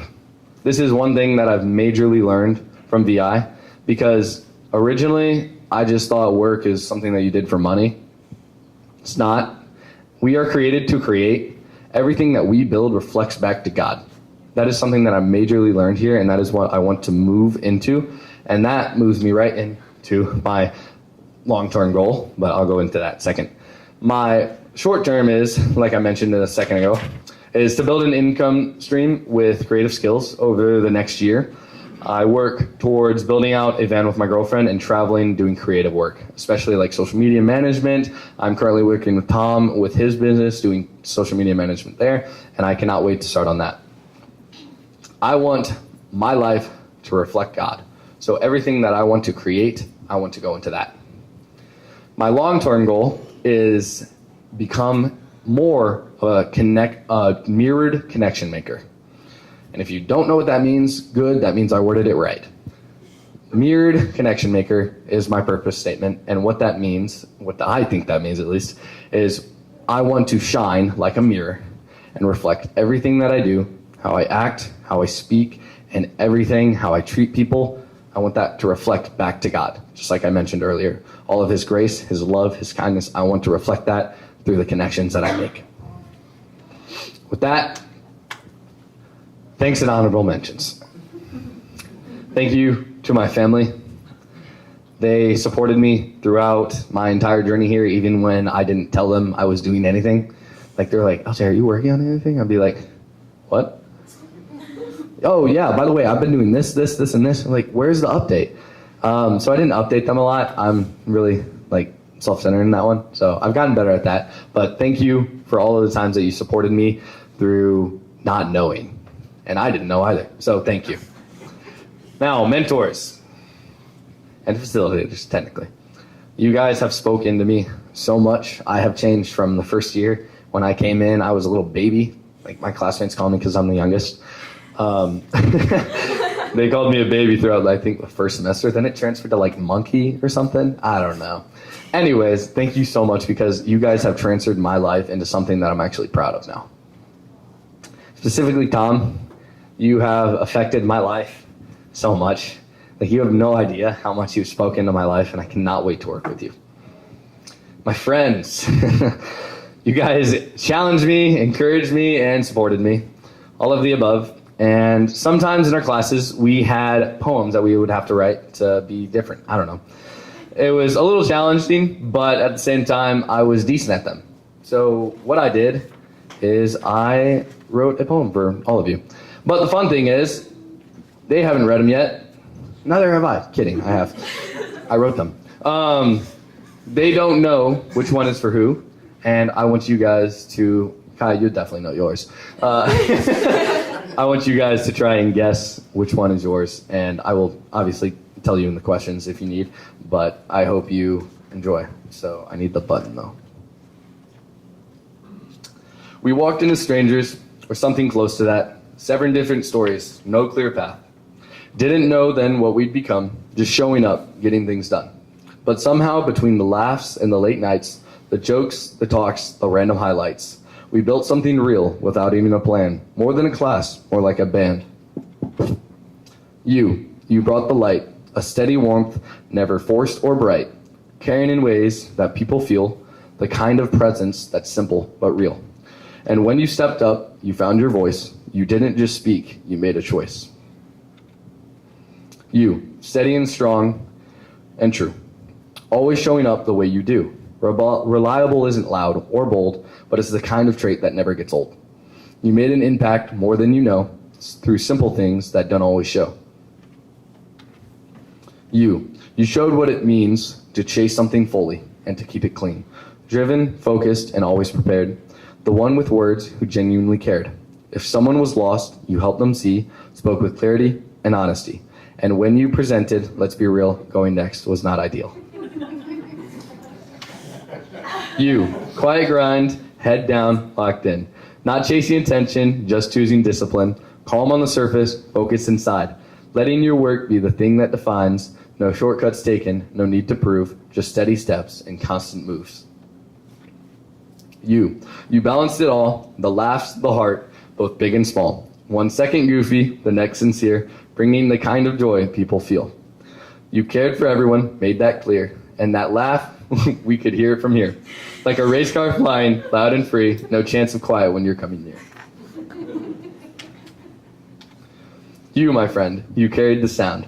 Never let silence hang around. Always a song, always a vibe, keeping the rhythm of all of our lives. calm in the chaos, steady and wise, the kind of people trust for advice.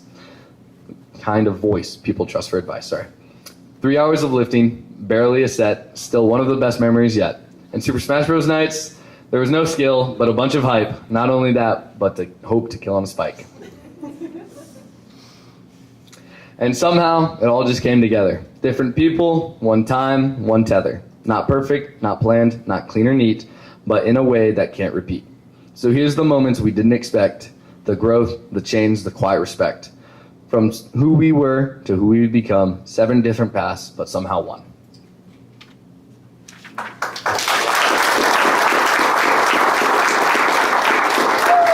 But wait, there's more. I also am going into like social media, and I have a quick slideshow of our fun moments and my life at VI. So I'm gonna run over and dim the lights. But Kai, could you, or someone, before I hit play? Lucas. Yes. Tell me a slideshow. All that came was the picture. All that came was picture. No, just the one picture. Just that. That's a crazy picture to end on. So that's a little awkward. Sorry, Lincoln. It was a really fun video. I can pull it up during lunch if you guys would like, but there should be a video that came along with that, but the transfer from Canva to PowerPoint apparently didn't work. Do you guys want to go back to that photo? Isn't it great? It's a video. That's not like a photo. Don't worry. And with that, thank you so much for listening to my presentation. I have time for questions. So who has the first one?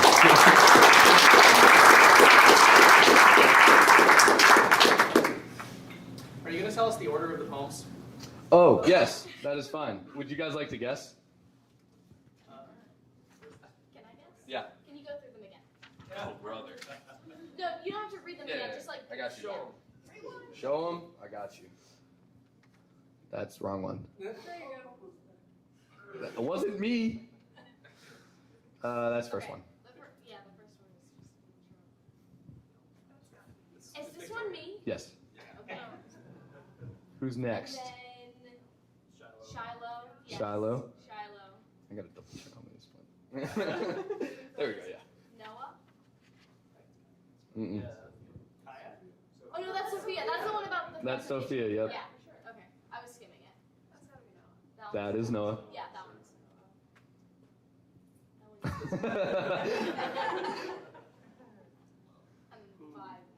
Langdon. Yeah. Hey, I spiked you back. Don't worry. So yeah, now that you, I love that picture.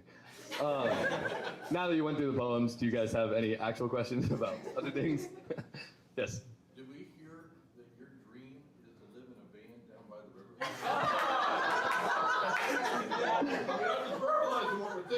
I mean, I don't mind river. You're not going to live with your girlfriend. You're going to marry her first, right? Yes. The plan is on engagement before we move into the van. Yes. We're all thinking of some, you know. Hey, I mean, it's a valid question, and I don't mind rivers, you know. Yes. You seem like you have understood the cruel reality of the world and how it causes problems. What is your advice to the first years on how they should approach dealing with that? Things change.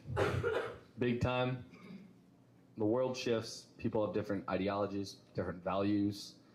Everything is going to change. So you think it's going to be a smooth path sometimes, and you think you have the right steps. You're like, okay, here's a step, and then the next one you have to take. There's no more. It's going to be like way over there. It's not a big deal. You can just take more steps. You can also go back. Change isn't a bad thing. It's something that you can go through without freaking out. You have allies, you have friends, you have mentors that'll guide you through it.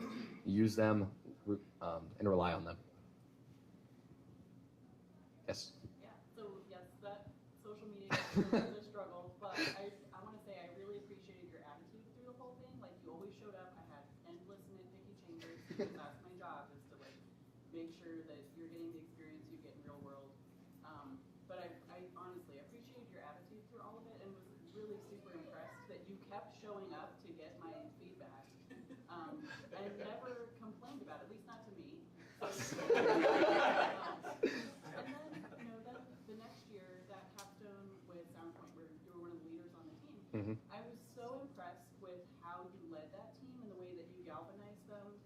And that team was like one of the most successful, I think, as far as like communication and working together. So I think maybe a question is like looking at that social media capstone and then what you were able to accomplish with the SoundPoint. Like what was the difference? What did you learn? What did you take into that SoundPoint capstone? A big thing was confidence, honestly, because going into the social media with not SoundPoint, with Vertical, I knew I had the skills and I knew that I could apply them, but then I just didn't. I had to work around not knowing how to apply it to different situations, and that was a really big struggle. So the big thing that I did with SoundPoint that was different, one, I led it with Shiloh, so that was a big help. He was I kind of was able to push people to do some work and help people figure out what they needed to do, what like things that needed to be changed, because I learned from you and all of the nitpicking. You're right, but I did not complain. And it honestly wasn't to complain for, because I knew your heart was in the right place. You wanted me to grow. So thank you for that. But with what I changed from SoundPoint is I knew how I like to be led, and I like someone who is constantly has their hand on my back and is like, hey, and you push them. I didn't necessarily do that because I knew some of the climbers weren't like that. So I kind of kept coming back and was always there for them when needed. And my team was fantastic. We had Shiloh on client communication, Sawyer. And he did an amazing job communicating with clients. Shiloh bashed his head into a brick wall, apparently. I knew about that, and then he came to the meeting. I was like, dude, you have like 50,000 logo designs. How do you not think any of them were good? We could have used any single one of them. But then we decided to mix it up and use two and combine them, and it was perfect. So a lot of what I did is I communicated more with my team. The vertical immersive project was more of a solo capstone, and so that was a little bit of a struggle. Being able to converse with my team was a really big help for the SoundPoint. Choose one. Oh, brother.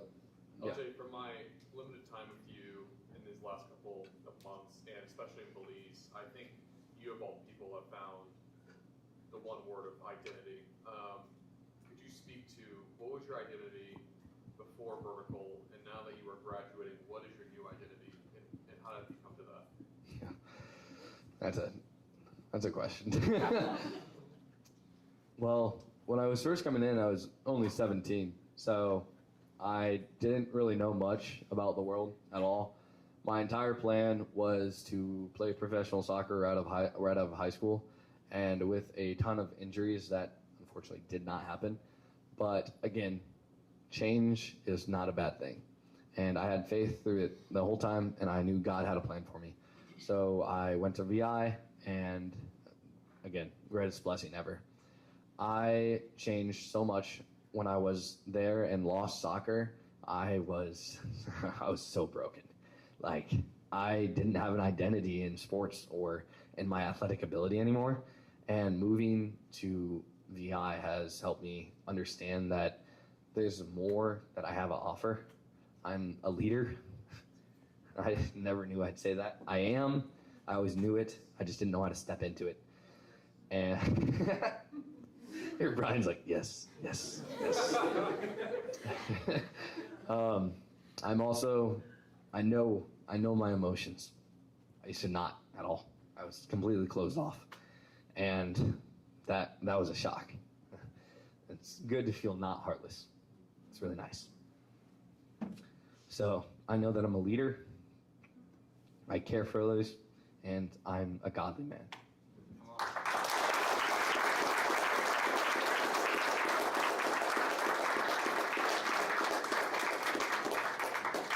Brian, you had one really quickly.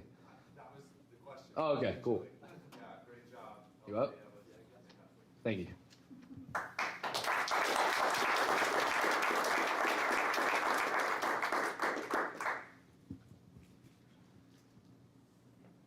It was a Thursday afternoon.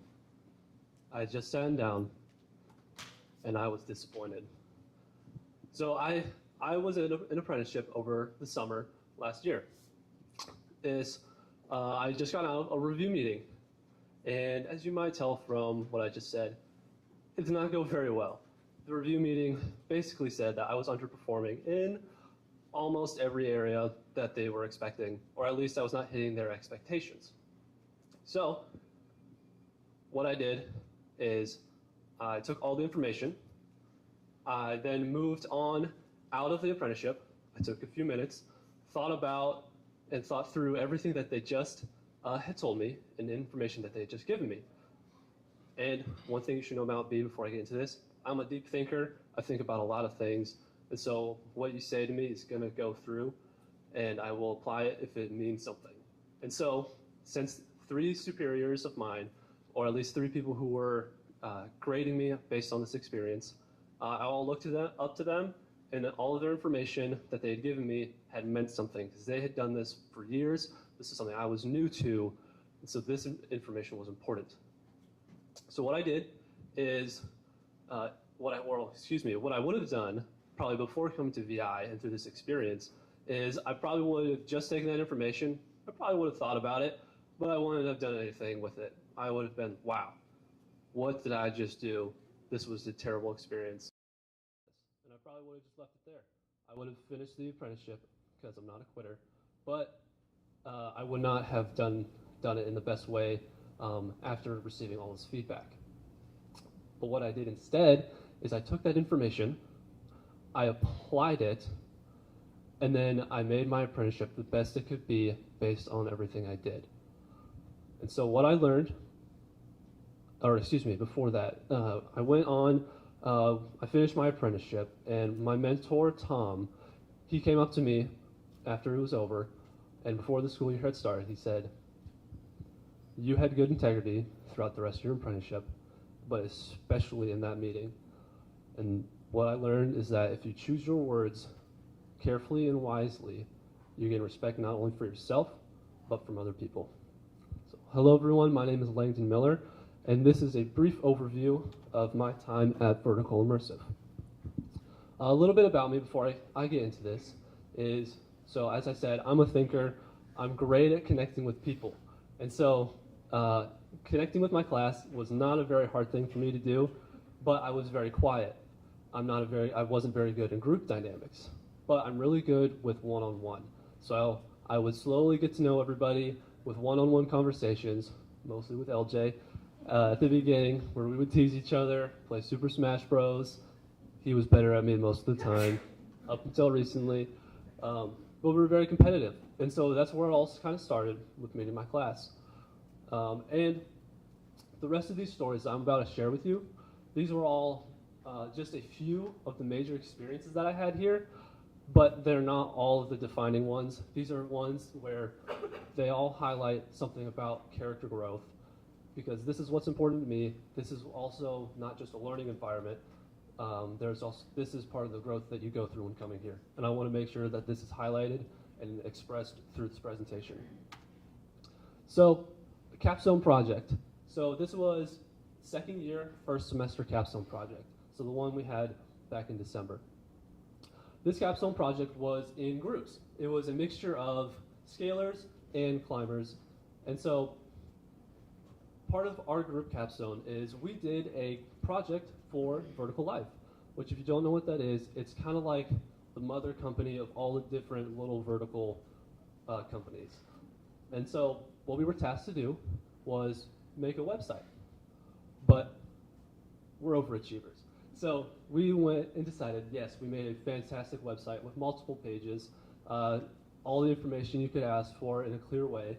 But then we also wanted to do it a podcast. We also wanted to do brochures. We wanted to make this as expandable as possible and as quickly as possible that we could. But one thing I noticed, I had sat down in a meeting on a Thursday, and I looked around, and I saw that everyone else was kind of worried because this was about 3 weeks left till Capstone Day. And at the time, I did not have a job. And so one thing that I had that everyone else didn't was time.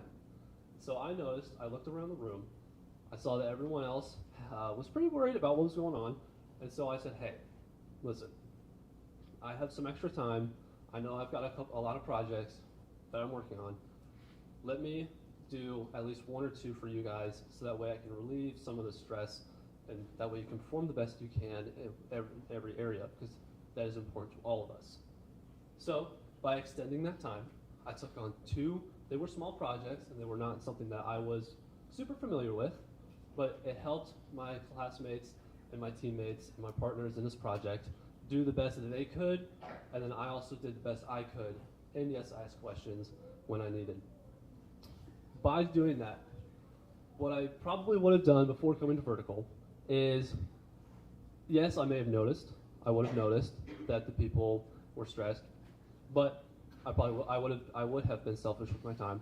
I would have been like, hey, at least I'm not super stressed right now, so at least I'm able to do the projects the best I can. And it was comfortable for me because I already knew what I was doing.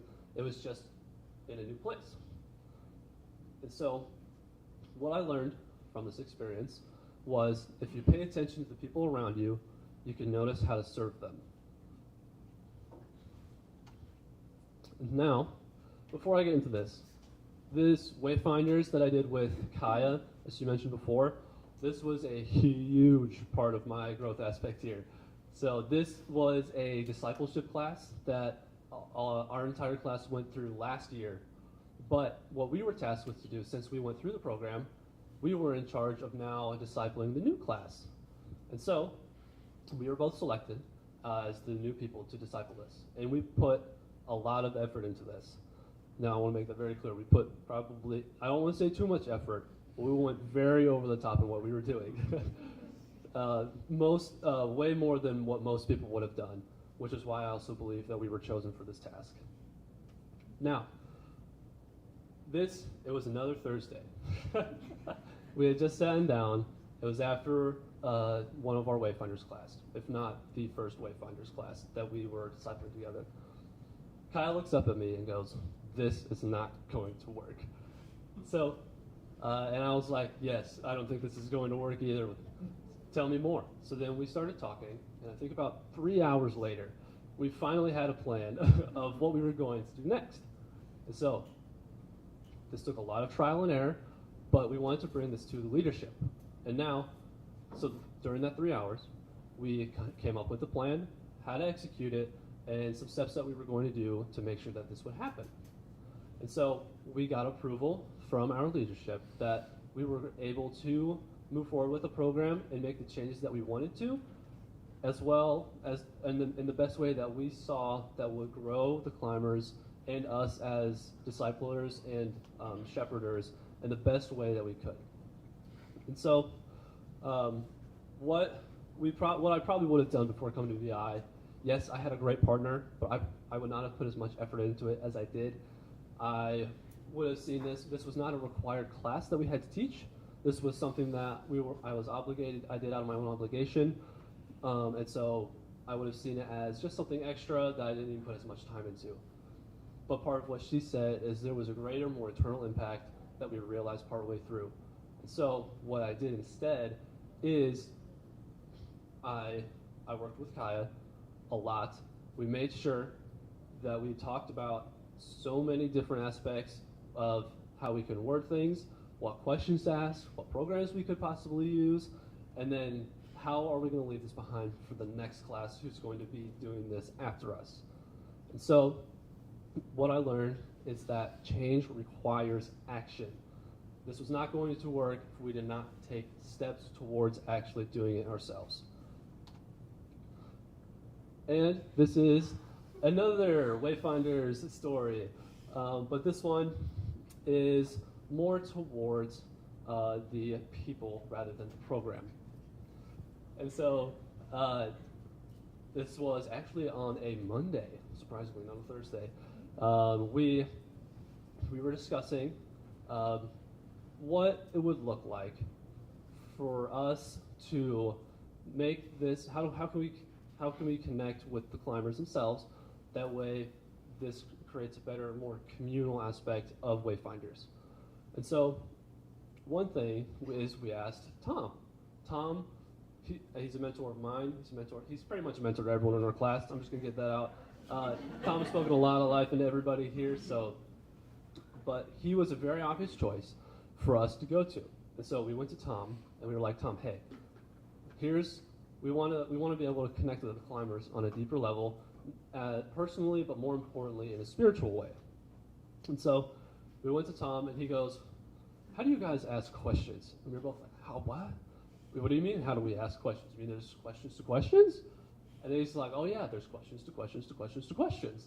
And so Tom was like, start with what you want them to take away. What's one thing that you have 2 hours with them, if they forget everything, what's the one thing you want them to take away from this? Start there. And then walk through the questions and the steps that you want them to take to get to that spot. And so we were like, oh, that makes a lot of sense. So, yes, it was not easy. Asking that many questions and wording them in ways that would help guide them towards that specific destination was not very easy. But what we did is we took probably another 3 hours, and after that, it had another meeting about how we were going to make these questions guide them toward a specific thing we wanted them to take away. And so what I probably would have done before this is, yes, I would have taken Tom's input, but I would not, again, have put as much effort into asking those questions as I would have beforehand. I probably would not have asked as many questions, and I would not have been as prepared to ask those questions as well, because I did not have the right people around me. So what we did is we took the time we needed to. We put a lot of thought into how we were going to word things, and then we also made it very intentional with the specific thing we wanted them to take away. And what we learned from that is if you give them something to hold on to, you can leave a lasting impact for the rest of their life. And now, just some memorable moments we had. As you can see from reaction, the banana costumes and the monkey, he's in the gorilla. I'm in the sunglasses, and I'm in the big sunglasses there with the little tongue, and then Kaya's in the other one. We like to have a lot of fun. We look very professional now, but we are all goofballs. There's a lot more behind the scenes you guys haven't figured out yet. And so these are just some more individual pictures of everybody. And the people you surround yourself with are very important. There's a quote where people say, if you're hanging around 5 fools, you miscount because you're the 6th. Well, I like to say I'm hanging around 6 hooligans, but I was told I miscounted. And so these are, obviously you can tell by their reactions, we have a lot of fun together. We connected way too easily as a whole group. I know I said individually, but we just, for some reason, within the first semester, we were all almost like best friends. And so they've been a huge part of making this experience what it is. And so quick thank yous to everybody, to obviously parents and then siblings who are out of state right now, but thank you for raising me and putting me in the household and living where we did, because then that shaped me to where we moved on to now. And then also to classmates for just being the best people to be around all the time, whether it was Spike and LJ in Super Smash Bros. Or having long walks with Kai and Victoria, or talking to Shiloh. This guy's a sponge of knowledge. So he will tell you about bees in Africa for an hour. And and you wonder how he just knows everything. And then Sophia is much a joy to be around. She always likes to have fun. And then Noah, we like to call him our comedian. He's great at one-liners or just ripping jokes like out of the blue, and it just lightens the whole mood. So thank you to everyone, and then to staff as well for creating the environment and facilitating it in a way that pushed us and to help us figure it out, because that's the best way that we all learned. So I have a few minutes for questions. So who would like to ask the first one? Yes, Mr. Lance. So you said you're a deep thinker. Yes, sir. World is pushing a lot of stuff at us. We certainly saw that in my class. That You're told one thing, but there's always a hidden agenda. Mm-hmm. What did you take away from how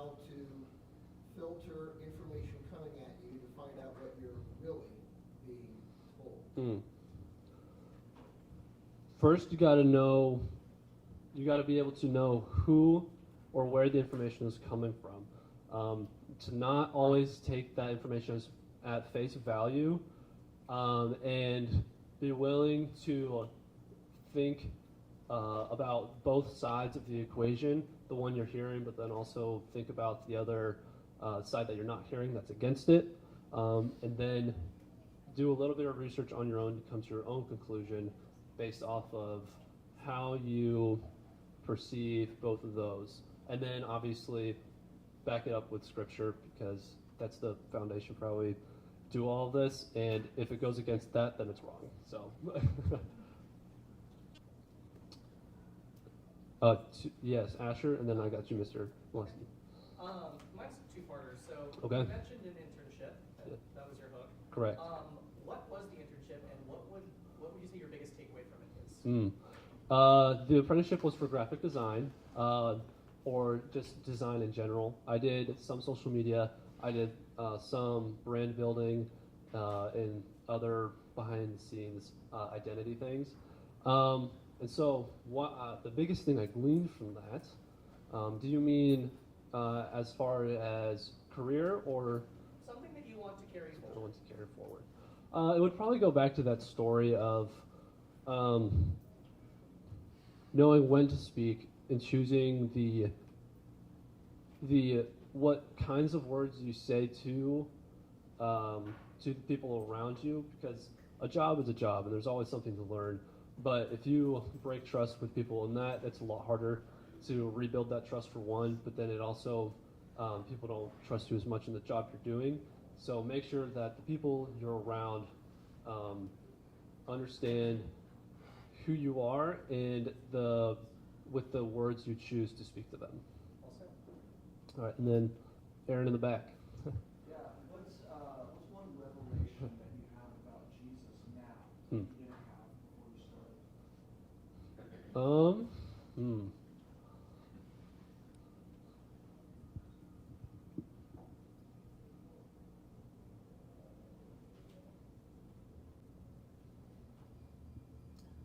Before I experienced Jesus in more moments or smaller periods of time, to whether like one thing I did a lot of production for church. I've got a lot of experience in the audio side of things, and I like music.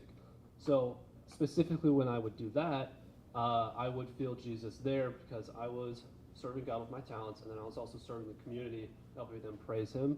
So that was the example of a moment. Or it'd be other times where I wouldn't necessarily be thinking about God, and for my first reaction wouldn't be to pray to God at the time, but there were specific times, good or bad, that it was just like, oh yes, this is very clearly God. But now God is more, I'm more aware of everything God's doing and the reasons why He's putting things into place at the times that they are.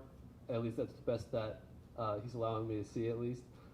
So I'm more aware of everything He's doing, and actually how good He really is. Then yes, I got LJ. You got a question?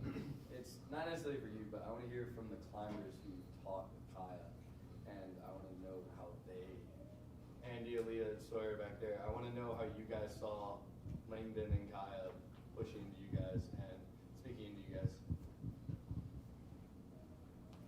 I definitely saw Tom through some of them for sure. Asking like what we meant by certain things, and we'd actually have to explain our answer, actually have to think about it. So I was definitely pushed through a lot of their questions, and I really appreciate it. I think my perspective of the two of them changed over the first semester especially. Starting out, it really felt like they had it all figured out.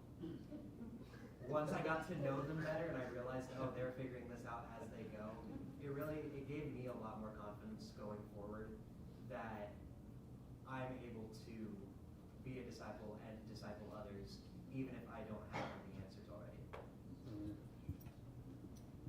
During Wayfinders our first semester, they could tell that it wasn't really clicking with us, and so they did whatever they could to do.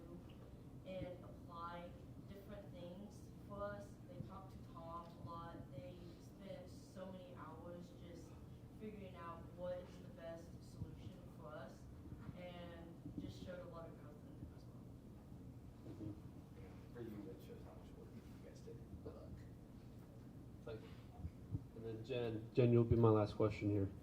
So I want to say, I think one of your strengths as a designer is you ask a lot of questions. You did that in my class. You were always asking really good questions. And I saw you do that again, like in that apprenticeship, a lot of times in the form of like, well, here's a graphic element I have. How can I use this? And you were good at looking at things and not being trapped in the box of like how something had already been used. So just curious, are you, and you're a very creative, artistic person, are you going to continue to, how will you continue to use your creativity and that like natural ability to kind of see things and use them in a different way? It's a great question. As far as my ability to ask questions, that's never going to leave. But as far as my creative talents, I'm not sure how I might not necessarily use it in a job. I may not. Because my brain's also very analytical. I'm a really weird individual. I'm good at creativity, but I'm also really good at analyzing and finding patterns and things. So using my creativity, but it's more the identification of how to do something different is what I'm going to carry more through my apprenticeships, jobs, future relationships, how I operate. As far as creativity goes, that I might turn more into a hobby rather than a career. I might make it my career. I'm still kind of figuring that out right now, but I'm definitely going to take away the ability to see things in a new light that most people overlook. So one final thought, as I kind of said before, this is all related to the character growth we've had here. So my last thing is I want you to take away, commit to who you are so that your character becomes your asset. Because you're constantly being interviewed, and yes, you can go, people can see you, but who you are is the most important thing that you can be. So thank you, everybody.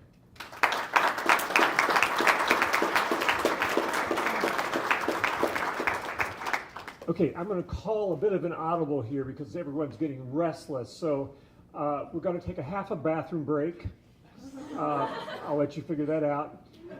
Seriously, if we could take 10 minutes plus, whatever it takes, get up, stretch, grab something to eat. I've eaten half the cake for you standing back there.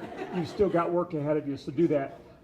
And then we'll come back and we'll have the last two presentations before we do graduation, okay? Thanks, Tom.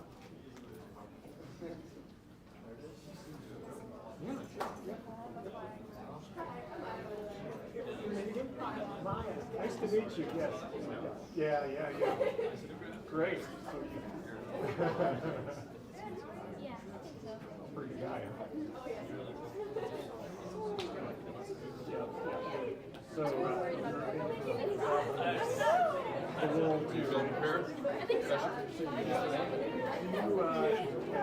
I didn't think I'd make it, honestly.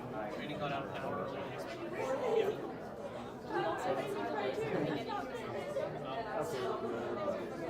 To be fair, when I was practicing last time, I was like, oh, this is wonderful. Like, I know it'll be fine, but it's like, oh, whatever. It's like great. And I was close a couple of times. I got this. I'll make it. Y'all Sunday after the Q&A, you want to have a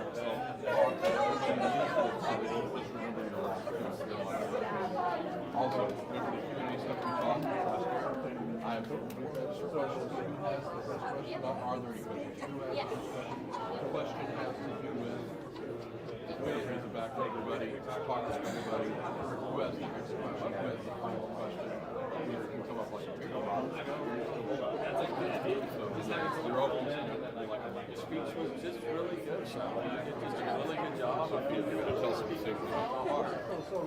And I think that's something that, I feel like is struggled with. But that just shows the growth that you've made. That it wasn't just, the analytical. It wasn't just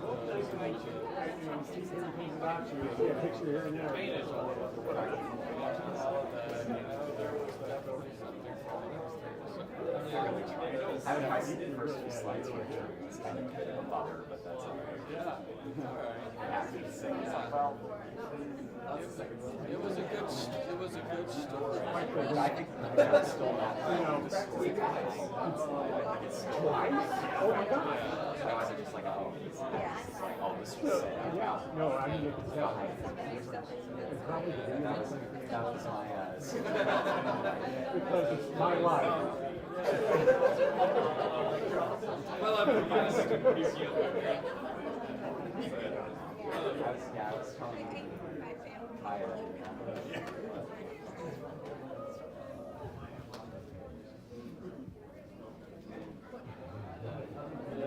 It's all serious.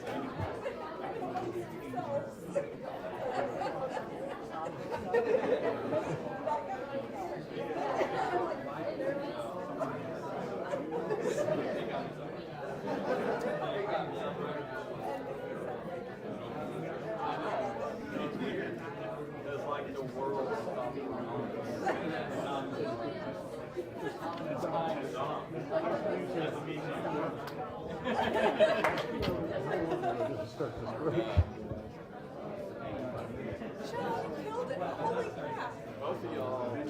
both of y'all, it was very, there was lots of growth, but it was also very you. It was very personal, it was very, like, both just did an excellent job of representing yourself, and you just Come up and say hello to you. David, you can't shake your hands. Is that the light they have over there?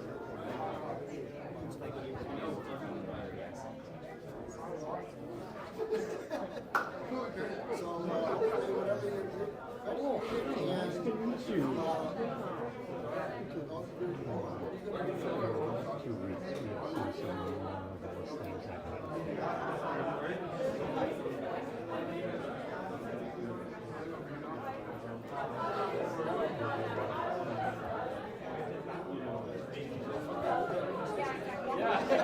So will we. And probably Kaya too.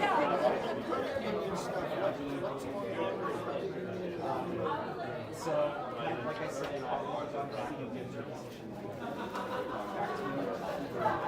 for a while. Financial services industry. I don't know. I think it has to be. I haven't gotten a lot of sales that I do well. I have a friend who's fairly high up into the internet bank. I think it's good. I'm not sure if that's the exact name of it. So that's where you There you go. Yeah. Connections, exactly. That's right. Yeah, so thank you. So, I might want to give this a little snack. I don't know if y'all want a little snack. Please pass by and you can decide if you want something.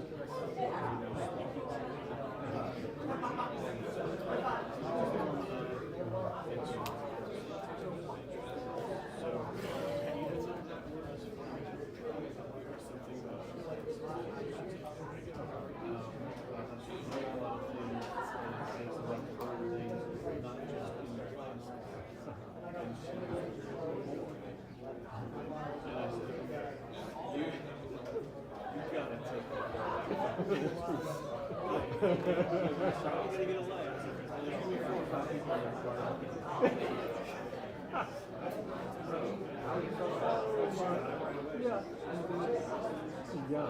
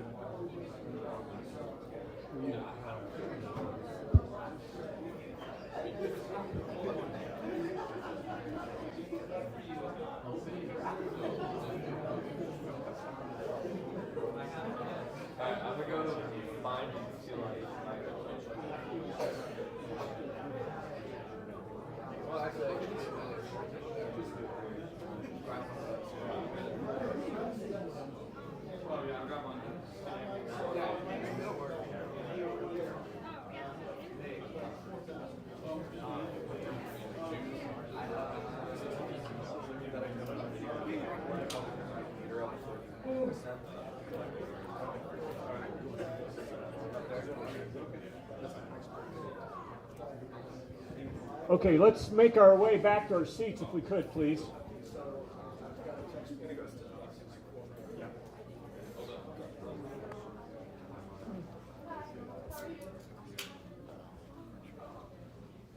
Okay, we have two more presentations before we actually give out graduations. And our first one is going to be with Victoria. All right, take it, Victoria.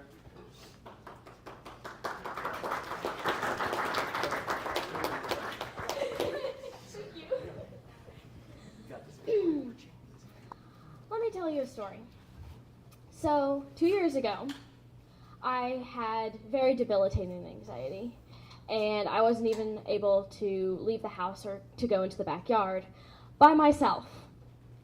And this past winter, I went to Belize with my classmates. Hi, I'm Victoria Reed, and I'm not who I was 2 years ago. So a quote I've always loved says that you will know the quality of a person by their reputation and who their friends are. So I thought that today I'd let my friends tell you who I am because I think they can do a better job of it than I can. And I think what they have to say will better show the journey I've been on and the fruits I'm able to produce now than I could get across alone.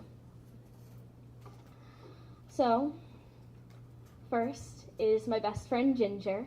She met me when I was in probably the most hopeless time of my life, but she always believed in me and always saw the best in me even when I couldn't see it myself. And I definitely couldn't. A week before my 18th birthday, I went out into my backyard and I was feeling the most hopeless that I ever had. I'd been struggling with anxiety and depression for at least 4 years at that point, and it reached a climax where I didn't see the point in continuing living like that. If that is how my life was going to be, then I didn't want it. And as a final desperate attempt, I guess, I cried out to God and I asked him to not lay out my whole life story before me and tell me everything that was going to happen, but just show me there was a reason that I was fighting so hard and that he had a direction for me to go in that was worth it. And I held my breath and I listened for that still small voice, and it felt like the whole world was holding its breath with me. I always say that time stopped. I live on a busy street and the cars stopped driving by. The birds on the wire stopped ruffling their feathers, stopped chirping. There was no wind. But the still small voice that I thought would come never did. And so for a long time, I took that as a sign that God had abandoned me. And I lived, but I lived without hope. And that is the place that I started Vertical at.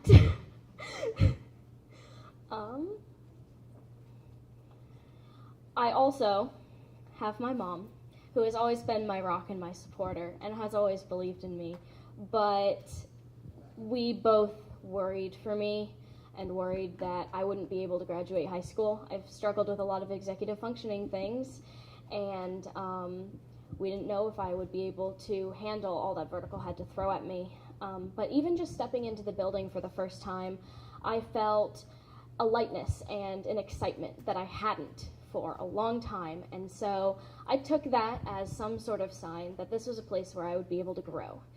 And I don't think anybody could have predicted how much that would end up being true. The first week that I was here, I talked to Mr. Osborne, who was teaching Know What You Believe, and he asked us if we'd ever experienced a miracle. And that was the first time I'd thought of that night since it happened. And it made me take a second look at it and see maybe God is telling me something different than I originally thought. And so he listened to my story and he asked some questions. And he said maybe God was calming the storm for you like he did for the disciples in the boat. And like when he walked on water, he was showing you that he was there with you in the midst of the storm. And that made me rethink who God is and my relationship with him, and started me on a journey to learn more about him and learn more about who I was in relation to him. My mentor for the second semester and leadership teacher for first semester was Miss Susan. She encouraged me in a lot of ways to grow and to learn more about the people around me than the assumptions I made based on what my thought process and my view of myself was. One of the moments I best remember her doing that is when again, like in high school, I submitted a homework assignment late and half done because I was struggling to get things done. And my teacher for that class challenged me and gave me some critique, basically saying that I could do better. And I took that in a very negative light.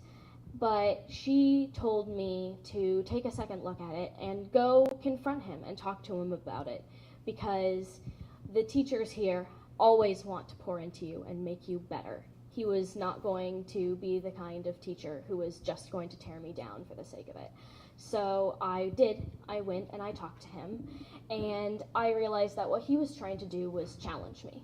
And so I have never been one to back down from a challenge. So the next time that I submitted my homework, I did meet his expectations and rise to the challenge, and I did it better than I had before. Speaking of rising to challenges, Mr. Wheeler, who is the head visionary at Vertical and also a mentor to a lot of us, as some of my classmates have mentioned, has always tried to call us to a higher purpose because he knows the potential and he can see the potential in all of us.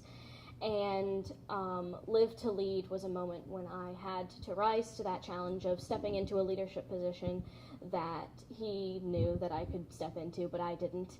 We were having a discussion at this event as our classmates group, and we're all having a discussion. I don't remember what about anymore, but I remember that it was something I was passionate about and that I had a lot of thoughts about. And in that discussion, my classmates all said that they thought that what I had to say was worth speaking for. And so they chose me to stand up for our table and speak to a crowd of adults that I had never met before, which was terrifying. But I did, because I never backed down from a challenge. And after that, a bunch of those strange adults that I'd never met before came up to me afterwards and said that what I had to say inspired them and they found really insightful. And I think I learned for the first time that people want to hear what I have to say, and I can connect with an audience if I speak genuinely and passionately about something, it helped, again, to change my mindset in just small incremental ways. Wrong button.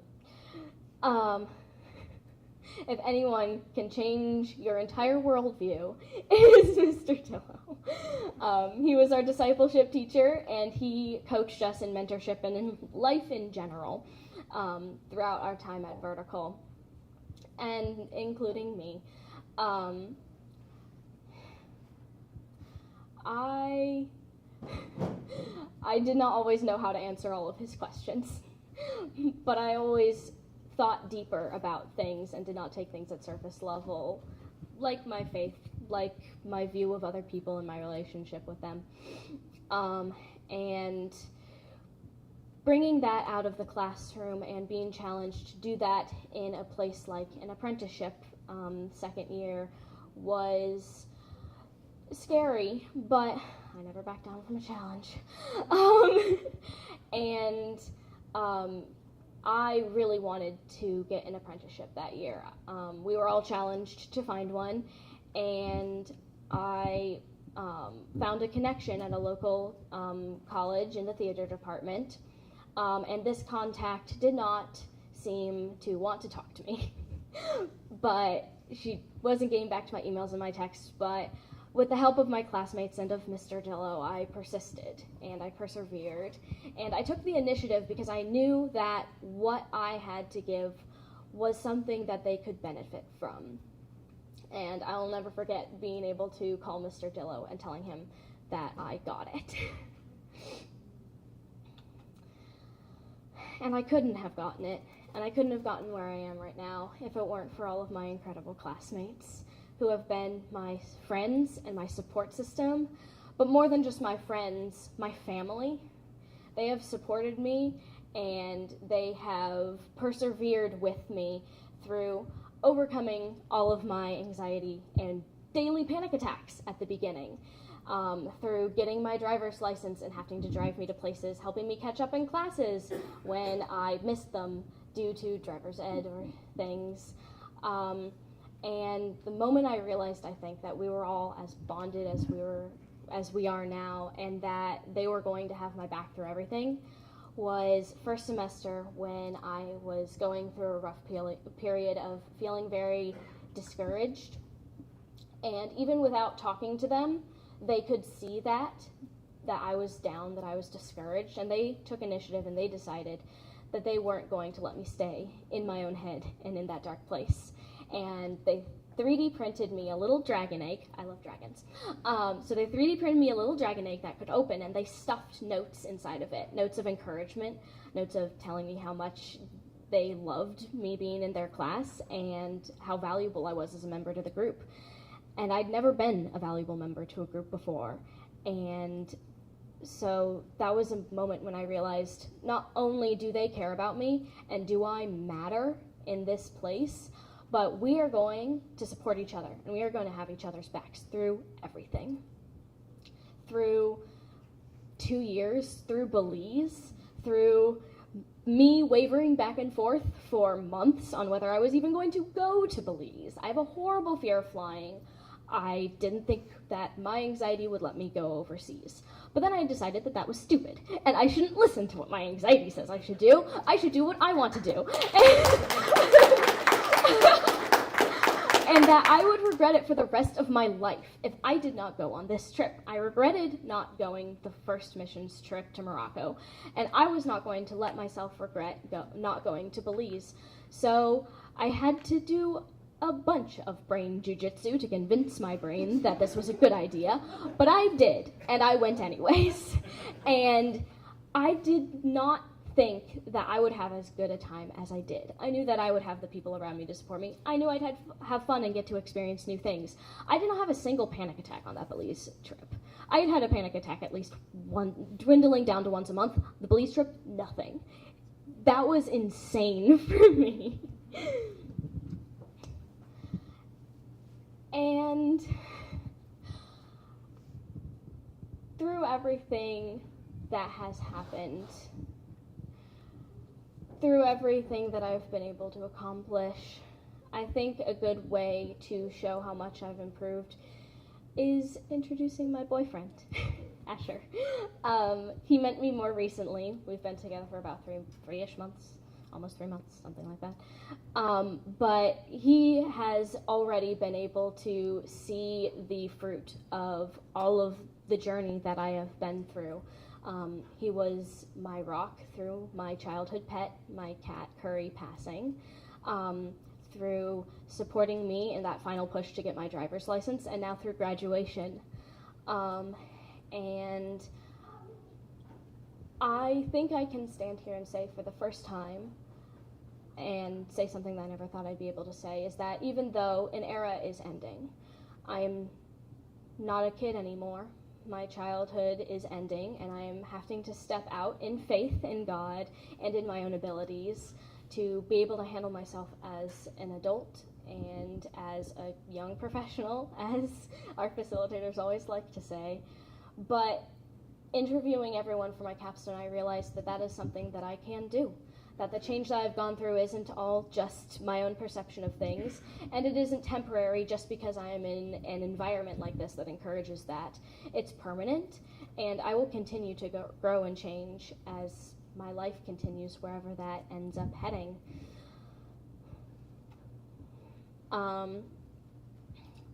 I don't want to stand here and say that I am perfect, because I certainly am not.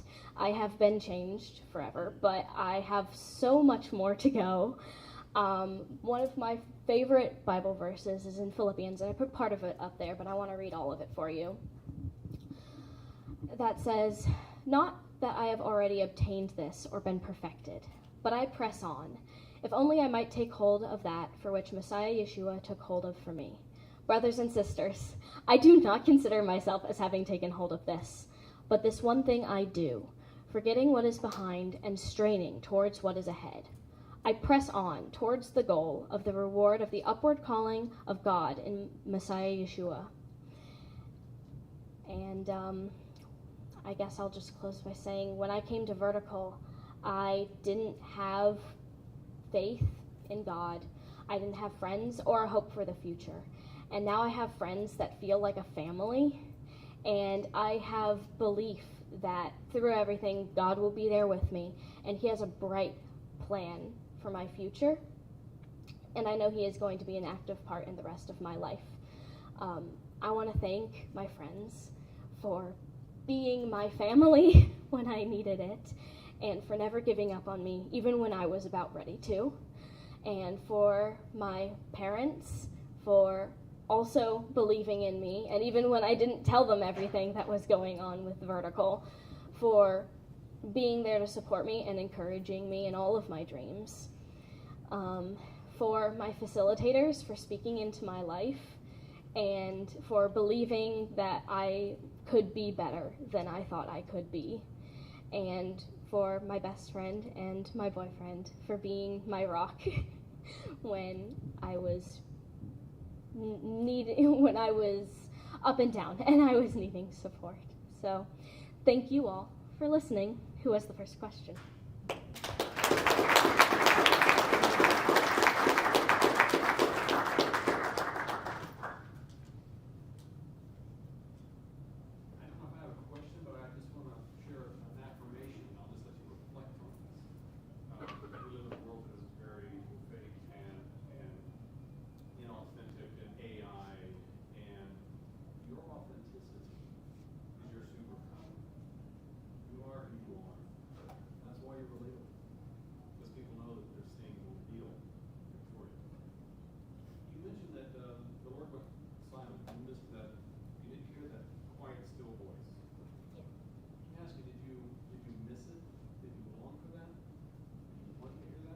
I wanted to hear it probably more than I wanted anything in that moment, but I don't know why. I don't think I'll ever know why He didn't choose to speak to me in that moment, but I can guess that maybe it was because I was supposed to carry that moment with me for a little bit longer than I wanted to, and that He knew the journey that I was supposed to be on, and I think it turned out well, so I thank Him for that, even though I don't necessarily know why I couldn't hear it in that moment. I want to follow that up because I knew that's what you were going to say, that you did long for it, and I would offer, I think that was the point. God will go silent in our lives from time to time, and I think he wanted you to feel the longing, not because He wanted to know, Victoria, do you love me? I think He wanted you to know how much you long for Him. I think He possibly knew that you needed to know that you needed to feel that you love Him. He loves you. Victoria got to say, I love you. I think you need to know how much you love me. So I think God will quiet that way. And it pushed you into your friends. Yes, because your friends is His other children. I think God went silent for a little while because He wanted to push you into your friends so you could find Him there. But that's just a beautiful story for you and for everybody in your class. It's been beautiful to watch.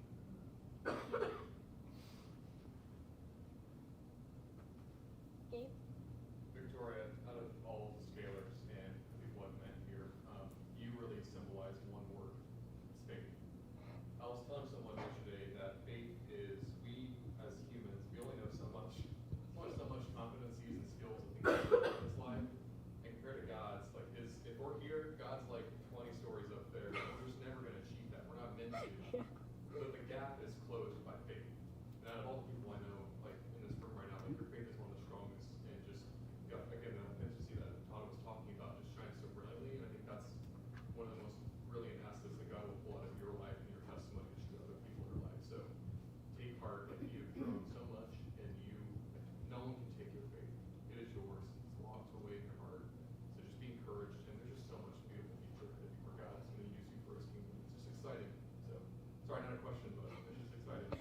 thank you. I appreciate it.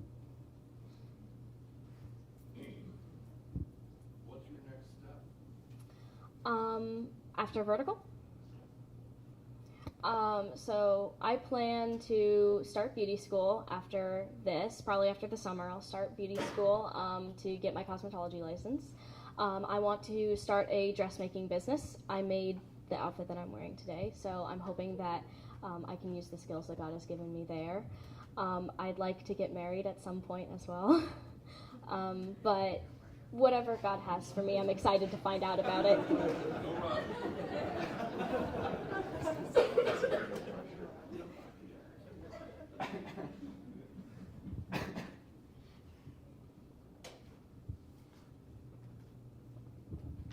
What's the, what you and I have talked about over time is that God gifted you with the ability to recognize every emotion.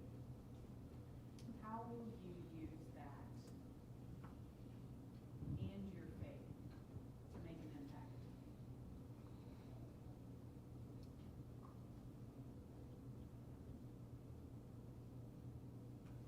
I am a very empathetic person, as we've talked about, and I think that while it can be a blessing and a curse sometimes, that empathy also gives me a unique ability to be able to connect with people and to see where people are hurting. And I pray, and I've seen a few instances of where I've been able to touch on where someone is hurting and be able to speak life into that area of their lives. And I hope that I can continue to grow in that, to bring God to more people in a world that's hurting.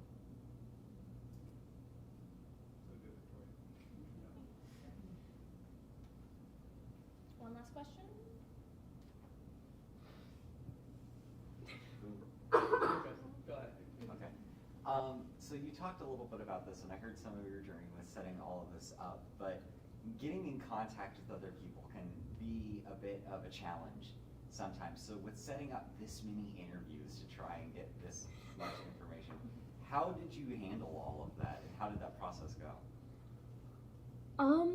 For some of them, it was not as difficult as I thought that it would be. A lot of my classmates were just completely willing to, even though they have super busy schedules and were busier than I am most of the time, were willing to sit down with me and to talk with me and to give me honest feedback that I greatly appreciate.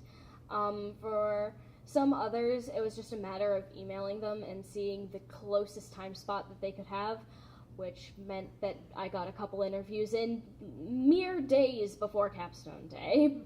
But I got them all in, and the feedback is something that I greatly appreciate and that I will take as constructive feedback that I can carry with me as well. So I will leave you on one last Bible verse. For I know the plans I have for you, declares Adonai, plans for peace and not for calamity, to give you a future and a hope. And I am so grateful that God has a future, and I have hope in that.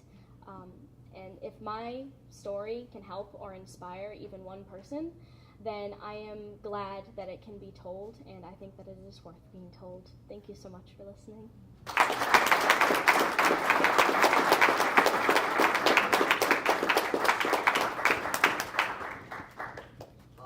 Oh, that's what we did. Now I'm scared. Okay, let me get my stuff and my timer to make sure I don't go too long. It's actually time for like graduation, so I could just leave now if you want. That'd be great. Okay. Perfect. Oh, it's already there. Thank you, Maddie. You're awesome. Okay. Okay. So imagine with me for a moment. Can you hear it? Can you hear the sound of ripples hitting against the side of a boat? Can you hear the rush of wind pushing the sails of a boat and pushing it forward? Can you hear the silence of a fog as a boat drifts into the unknown? This was the picture of what the Lord gave me for my season at Vertical Immersive. A season of adventure and excitement of moving forward, but also a season of unknown, of learning to trust in Him and waiting to see what he would do. Before I set sail and came to Vertical Immersive, life was great. I grew up in a Christian family and everything was honestly pretty good, but I was searching. I knew who I was in the Lord, but I was searching in my identity of how I fit in his grand plan.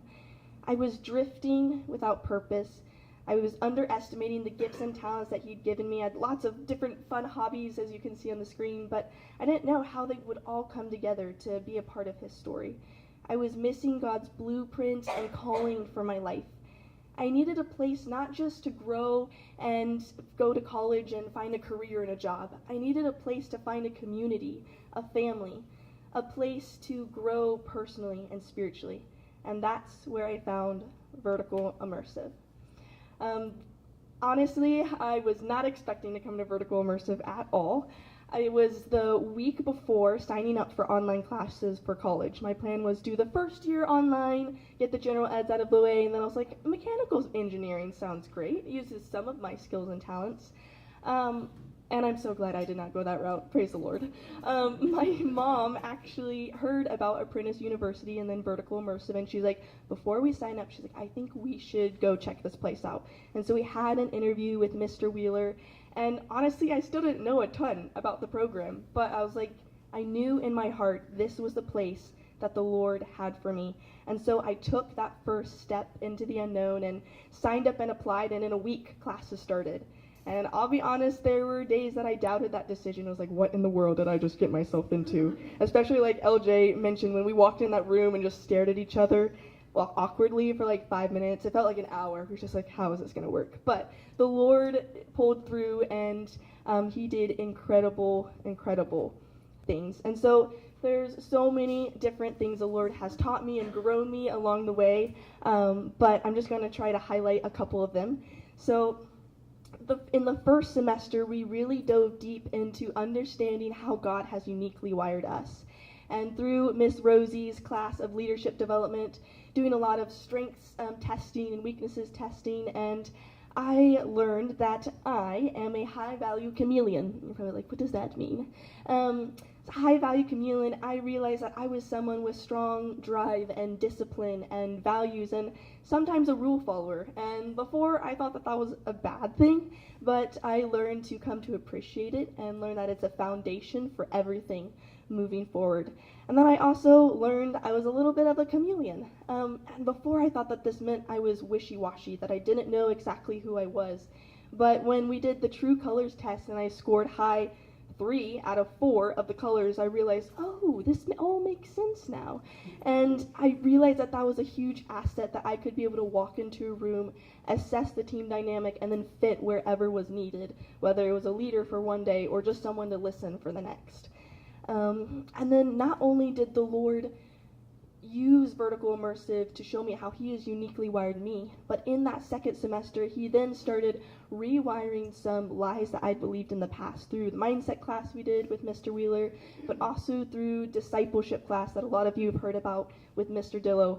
And boy, having that class at the end of the day was like, your brain was mush at the end of all of the deep questions and things we went into. And one of the topics in the discipleship class, I remember, was we were discussing about looking at your heart of why do you make the decisions that you do? Why do you do the things that you do? And as I was driving home, I was just pondering on that, and I realized I had grown up in the church. I'd done a lot of great things in my life, volunteered, done this or that, but a lot of it was not for the Lord. It was for my own selfish gain. It was because I was concerned of what other people thought of me, or it was because I was concerned that I was going to disappoint the Lord, and that it was all centered around shame and condemnation. And from that discipleship class, we were encouraged to find a mentor, and I connected with Jill Hofswarmer, who she's here. I'm so glad she is with all of her kiddos. But she's one of the elders' wives at our church, and she really just opened that whole can of worms and really got to the root of it, of realizing I didn't fully understand the Father's love for me. And that's been a whole journey, and appreciate all of her prayers and the journey in that. And honestly, I was like, I don't know if I've really grown in this, but just a few weeks ago, I realized that I've started making decisions not thinking about what other people think or whether I'm going to do the wrong thing. can make confident decisions now, knowing that the Lord's got me and He's going to direct my steps, even if I make the wrong one sometimes. It's going to be okay. Let's see. And so through all of this, I learned a greater appreciation for how God has uniquely designed me. And then next, in the second semester, now that we knew how God uniquely wired us, we then got into, now how can you use that work as worship, as LJ mentioned, and into a career and a job. And so I was like, okay, I'm left and right-brained. I forgot to mention learning through, that I was a strategic creative through Jen's class. Let's see, this was a fun little project that we did in Jen's class, and I really appreciated that class because I didn't realize I had a knack for design, but she sparked that within me, and realizing that I could take my creative side and my strategic brain and do something where you can bring design and organization together to tell a beautiful story, not just in fun cereal boxes like this, but for greater impact for the Lord. And so then that all went into finding a job, and we did career development, and I found experience design, using design and storytelling to bring people into experience that impacts their life, whether it's an exhibit for a museum or it is a set for a theater. I thought, what better way to use my talents than to tell God's story and to bring people into an experience that they can experience God for the first time. And so I started building my tool belt and building skills to pursue that career. Got into graphic design and just getting reps of building my own style, whether it was through apprenticeship here at Vertical Immersive or through a little bit of freelance design I did on the side. Just getting a ton of reps and growing in that. And then stepped into spatial design. This was something I had never imagined trying out or stepping on my own in, but in our second semester, we were each given a personal project, and the staff came to me, and they're like, we think it would be a grand idea. We have like 4 or 5 designs of branded wall spaces you should do here at Vertical Immersive. And we were sitting in a classroom, I just stared at them, I was like shocked. I was like, what? You want me to design wall spaces that lots of people come through and see? That's a little bit scary. I had no, Adobe design skills, never gone into Illustrator before that, never done any sort of 3D design, and honestly, I did not believe I could do it, but I'm so appreciative that you were willing to take the risk on me and give me that opportunity, because I learned so much from this experience. I failed a lot, and I appreciate you also going with me through that, but it's become one of the most powerful portfolio pieces that I have used when interviewing for jobs. It's the one that people are like, wow, I remember you because of that wall that was in the picture. And then also on the side, I got a little bit into 3D modeling again. I can go more into detail later about this, but I love just the aspect of bringing that creative side, but also the 3D elements of measurement and that more of that intellectual side as well. And so I was given the task from a future employer to create a 3D model in 2 weeks and send it for an interview and learn a very complicated software I had very little knowledge in. And I was like, oh, I don't know if I can do this. But we got in. There were some nights that were really frustrating and I might have cried. But we got through it, and it was great. And I walked in to the interview with a completed model, and I surprised myself, and I think I surprised them too. They were like, what? You actually did this? So not only did I grow in my skills, but I also, in the third semester, really grew in understanding my calling, that I want my work to be worship, and building my values of where I want to work.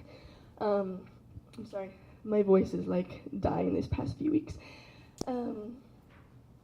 So through the informational interviews that Vertical Immersive encouraged us to do in the job shadow days, I got to meet a lot of incredible professionals in the industry I wanted to go into, whether former Imagineers at Disney to CEOs of companies to incredible designers. And I was not only learning from their experience, but also interviewing their company in a way to be, would I want to work for you? Why would I not want to work for you?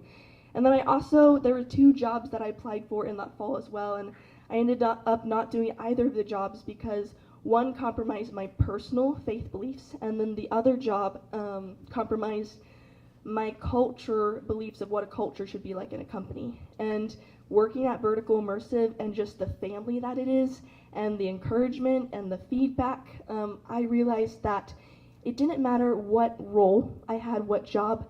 I don't care. I can be sweeping floors. It doesn't matter. What matters is the mission that I'm supporting and the community of people that I'm doing it with. And then another way that the Lord really grew me at Vertical Immersive was communication skills. And this was through the entire 2 years at Vertical Immersive. But really growing through Mr. Osborne's Dale Carnegie classes and just getting a ton of reps and new tips and tricks to learning to embrace conflict. I so appreciate all of my friends because I was someone who ran away from conflict. You would see me on the other side and just let people walk over me and just be like, it's okay, you can do whatever you want. But they really just encouraged me, and because of that encouraging environment and doing feedback in a beautiful and respectful way, it really helped me to grow in that, and I have a lot to still grow in that, but able to then take that at home and be able to have conversations respectfully and stand up for my values. And then also learning client communication skills and learning from Jen how to advocate for my ideas. And it's okay if the client doesn't like every single thing about my idea, but it doesn't mean it's bad. It just means that I have to pitch it in a new way that they really see the value of how it can serve them and solve their problem. And then also learning to advocate my gifts and skills. I built this semester a portfolio, and this was something I did not like to do, and I'm still learning to grow in of how to advocate my own skills. But I've learned that advocating is not pride, but it's stewardship of the talents and gifts the Lord has given you to be able to use it to glorify Him. And then another huge way is through networking, and I had the opportunity to go to 2 conferences. So it's called Spark at the Ark at the Ark Encounter in Answers in Genesis in Kentucky, and I went first in 2025 and then just this past April. And it's just a creative conference bringing like-minded believers and creatives together to inspire them. And the first time I was super excited, but also like terrified. I went with my dad, and I was just kind of hiding behind his shadow, just letting him do all the talking and be like, hopefully I can meet some people that way.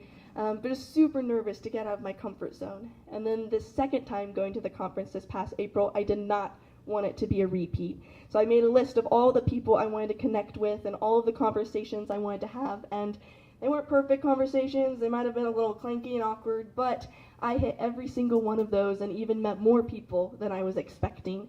And it was the last day of the conference, and I was going up to introduce myself to a producer of a theater company I'm interested in working for later down the road. And I walked up, and I was waiting because he was talking to someone else, and then I was gonna interject. And there was a mom and daughter sitting over here, and they were waiting too. And so we're like, oh, let's go up together. And so we started chatting and talking, and the daughter was like, this is so new to me. I've never gotten into this before. The mom honestly was doing most of the talking, but the daughter was super nervous about networking and didn't really know where to start. And as I was talking and just being able to pour into them and encourage them, I realized just a year ago, I was that girl, hiding behind my dad's back. And just realizing the amount of growth the Lord has done, that now I'm able to pour into someone literally just a year apart. That is a testament to the amount of growth the Lord has done here at Vertical Immersive. But it's not the end. I've taken a lot of steps of learning how to surrender to the Lord and stepping into the unknown, and that's going to be continuing. I had the awesome opportunity to interview with Answers in Genesis last Friday, and this job is to interview for working at the Ark Encounter as an exhibit designer and a 3D modeler assistant on one of their newest exhibits, which is creating the most historically accurate model of Jerusalem yet. And just really bringing people into the time of Christ. It's set at Pentecost time, and helping people experience and bring the time of Christ to life for them. And on Wednesday, I had the awesome opportunity to share with you all that I am the newest member of Answers in Genesis team. So, super excited.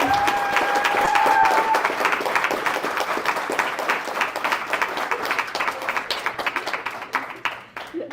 Yes, so super excited. I hadn't told anybody here, so I'm sorry for those. I think Shiloh, I lied to you when you asked me, and I was like, I'm sorry. Great timing, thank you. Yes. I think I was like, praise God, he was really the only one that asked. So yeah, other people are just like, oh, we'll see what the Lord does. But yes, so thank you so much, though. This is a testament, though, to everyone who has been here. I could not have done it without Vertical Immersive and the people who carried me every step of the way. I want to thank all of my mentors, Susan and Brian and Mr. Dillo and Jill and my dad, for believing in me when I didn't believe in myself, for challenging me and pushing me further. I want to thank all of my biggest cheerleaders, my family, my mom and my sisters, and all of my facilitators for pouring into me and cheering me on and making me feel like I could accomplish anything. And I want to thank all of my friends for being an incredible family and making these past 2 years an absolute blast. But most of all, I want to thank the Lord. He's taught me so much through all of this. He's taught me that he is an intentional designer of how he's uniquely wired me and each and every one of us, and how he is a beautiful storyteller. He wants us to be a part of that story, and is a father of good gifts that we can then use to tell that incredible story to the rest of the world. He's a strategic connector of providing family and friends and opportunities that you would never imagine, and he is my provider. In the highs and lows, he's always there, and every time that I need it. And most of all, he is the wind in my sails. Though I don't know exactly what the future holds, and it's going to be unknown, it might be foggy sometimes, I know that he is the one guiding me and pushing me every step of the way. So with that, I have time for like 1 or 2 questions. Who has the first question? Jen. Yeah, so in the capstones last semester, this was fun. I was in the room with you guys. Team was super stressed out, so not fun for you guys. Yes. Super stressed out because you guys were trying to work out how to communicate something visually that had really been a struggle. And you said, okay, hold on, guys, wait a second. What are we doing? We need to pray about this. What would your advice be to the climbers, and maybe also like in your ongoing career? How does prayer life intersect with this work that you're doing? Yeah, that's good. So your question was how my prayer intersects in all of my life and how I can give that as advice to the climbers as well. Yeah, so honestly, I'm so appreciative to those in my family and church who have demonstrated the power of prayer just through the different hard times in my life. My family, especially my mom, would immediately go to prayer of, okay, we don't know what we're doing, let's go to prayer because God has the solutions. And I think in the corporate setting too, we sometimes think that that's unprofessional or that makes us look like we're weak. But really it shows that we are humble and actually have strength because we're not relying on ourselves, but we're relying on the Lord. And so I think it's my advice would be learning to just train yourself as a habit of, instead of in those moments when things go wrong or problems happen, instead of immediately trying to fix it, just take a moment to pause, assess the situation, and just ask the Lord. Because you saw in that moment we were totally stressed, we had no idea what we were doing, and honestly I wish we had prayed and asked a lot earlier, because that would have maybe helped us not be in so much pain the whole time. But yeah, just taking that moment, and the Lord showed up. He shows up every time. Sometimes it's a little later than we want, sometimes it's not exactly how we want, but he always shows up. So yeah, that would be my advice. Time for maybe 1 or 2. Yeah, go ahead. Yeah, first of all, congratulations on your position. Is it remote? Yes, so it's I will be there during the summer 4 days out of the week, and then I have some commitments over the summer that they let me do like a day remote. But everything really needs to be there since we're going to be working hands-on on the project. Are you worried about that move at all? I'm definitely a little nervous. At first, the start date was in a week, and I was like, oh, I need to go find a place to live. But thankfully, we've been able to kind of work it out, and there's a total, I think, of like 15 people with my position because they need a lot of hands on deck. So they're kind of starting people in sections. So I'm probably one of the more further people, so they're willing to help me out. And they have housing and different things as well, options. So yeah, we'll figure it out. The Lord will figure it out. Yeah. about one more question. Yes.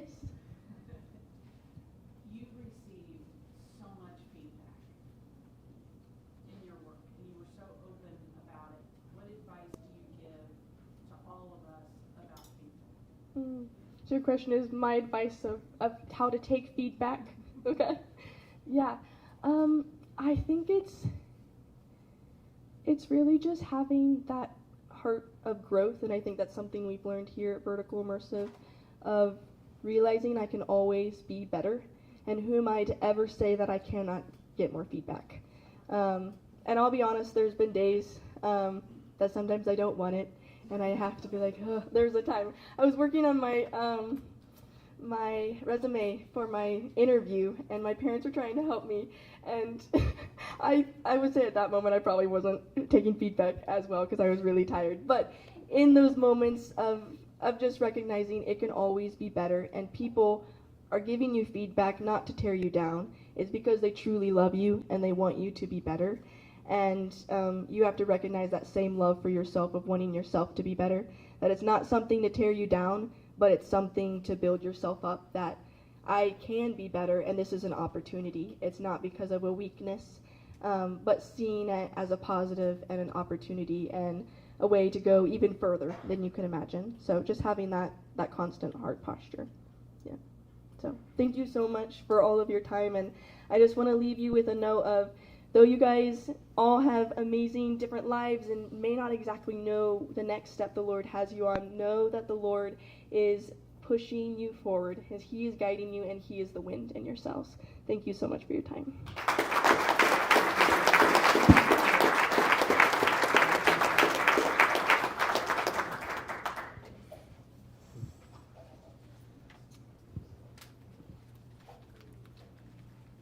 Well, sometimes you think, oh boy, how's this world ever going to be recovered? It's a mess out there.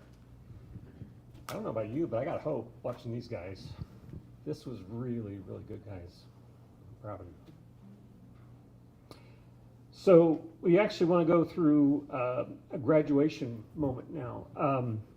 So I'll have you guys all come up, and Caitlin and Susan and Brian.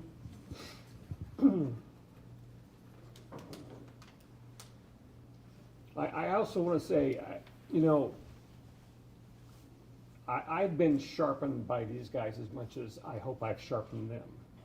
They keep me on my toes. They make me be more clear about what I'm trying to do. And so that has gone both ways.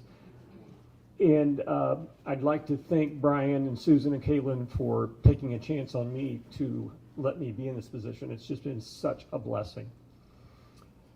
Okay, so going alphabetical here. Mr. Bales, I'm glad that are we still figuring this out? We just want to make sure which. Okay. Okay. Okay, you're not going to dance? No. Okay, all right. All right, Mr. Bales, you are one of the hardest workers I have ever met. Head is down, eye on the prize, and away you go. I appreciate that. I also appreciate, when he was over there this morning and we weren't able to figure it out with him there, I thought, well, that's it, we're done.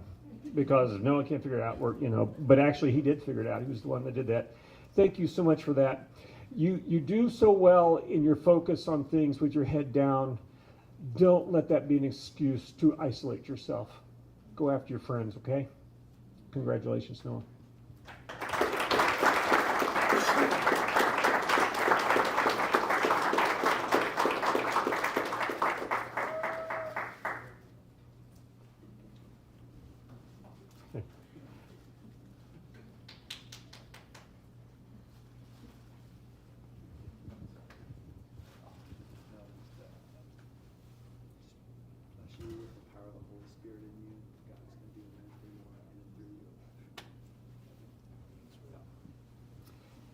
All right.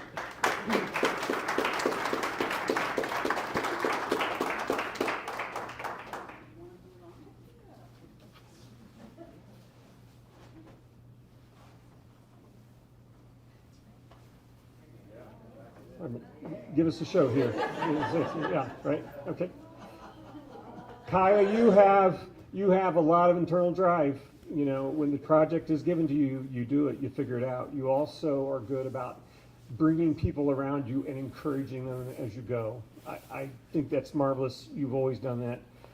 Also, thank you for serving as a discipler to the climbers as they came in this year. Thank you so much for doing that. Be sure, Kaya, when the burden's not yours, you let it go. Okay, you got to steward your energy well. All right, we love you.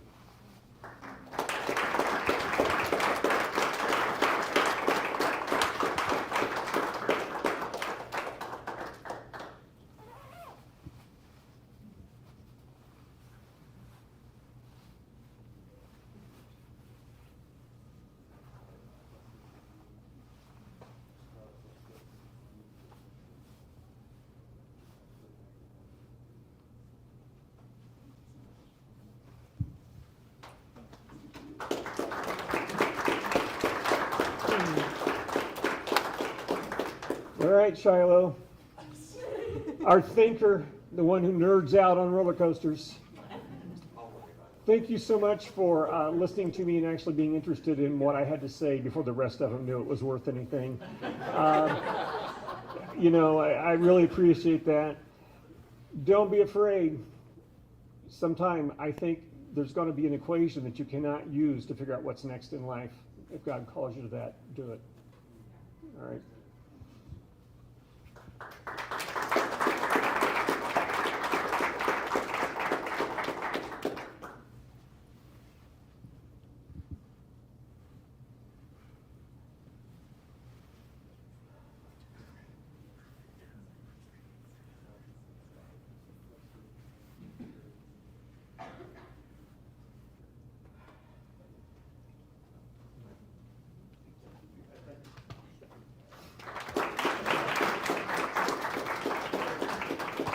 All right, this next, I got some things to say here.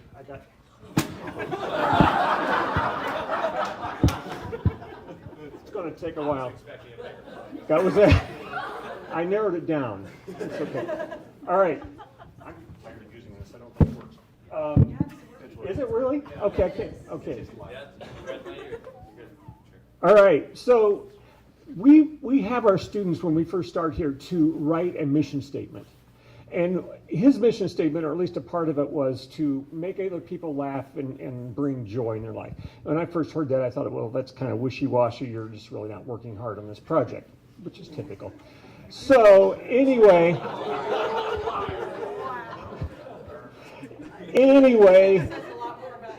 oh, well, oh, get away from her. A couple of weeks ago, we had a visit day, and Shelby was saying that, you know, it was one of our biggest visit days. We had the most families, had the most potential students show up, and she said, I was really nervous. And before we got even a third of the way through the tour, guess who has everyone laughing? And the tension went down, and the enjoyment went up. And so it may have seemed like a little, I don't know, maybe he wasn't working hard on the assignment, but he meant it and he lives it. And so I thank you for that. And you do have a lot of joy that you bring. And I am glad, like you said in your presentation, that you are getting in touch with that serious side more.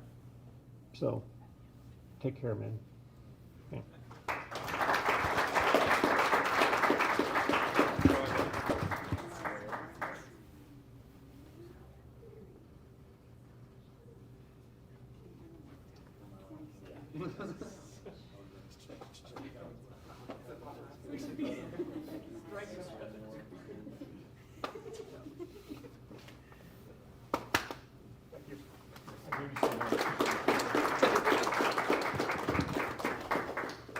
All right.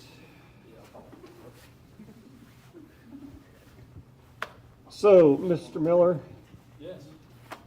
You're an artistic, strategic thinker, and I've seen that you're growing in your confidence in yourself, especially in the last year or so. I think that's awesome.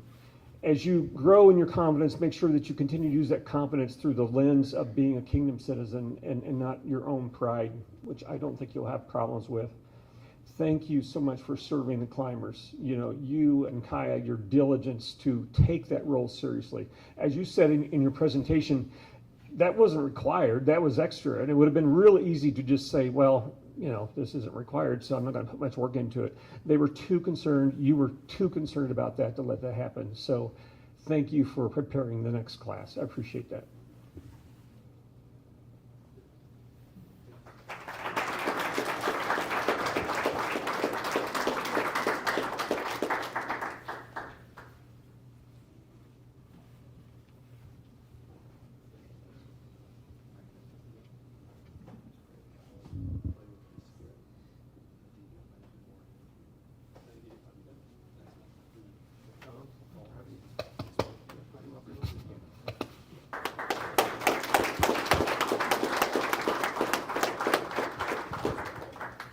Miss Victoria, as we've said, she's our empath. She has the ability to touch and relate to other people's emotions and what's going on with them. It is her greatest strength, her greatest ability.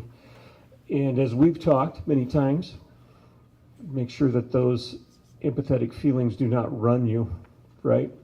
They're the gauge, they're not the car. And you've made huge strides on this. My goodness, I was just watching you thinking, who is this? You know, I mean, the change has been nothing less than miraculous. You've seen your miracle. You are your miracle. Okay. You need to know that you have encouraged the staff. You see, you're feeling my emotion, aren't you? Yeah. You have encouraged the staff. You have encouraged the people around you, because we watch you press on even though we would know it was really hard. Okay? So it isn't just that we've given to you, you've given to us. Thank you.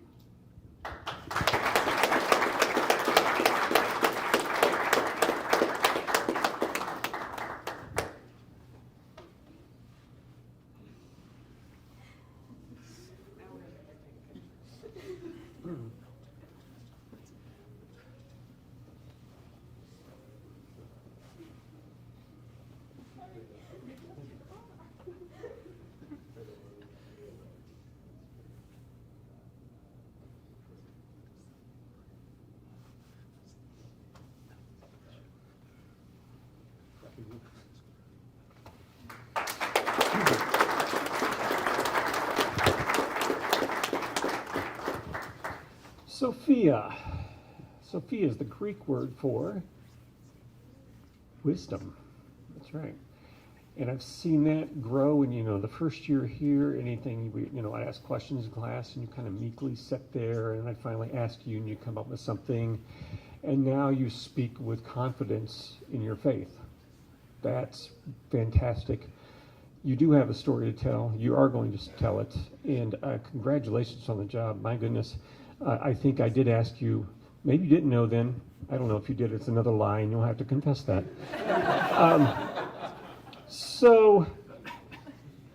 The only thing, as I thought about what to encourage each of you to do, for you, I thought, right now you are going into a Christian setting, and you will be invaluable to those people in that. Someday the opportunity may come where your talents and who you are will be in a non-Christian setting. Don't be afraid of that opportunity. You will do well. Okay.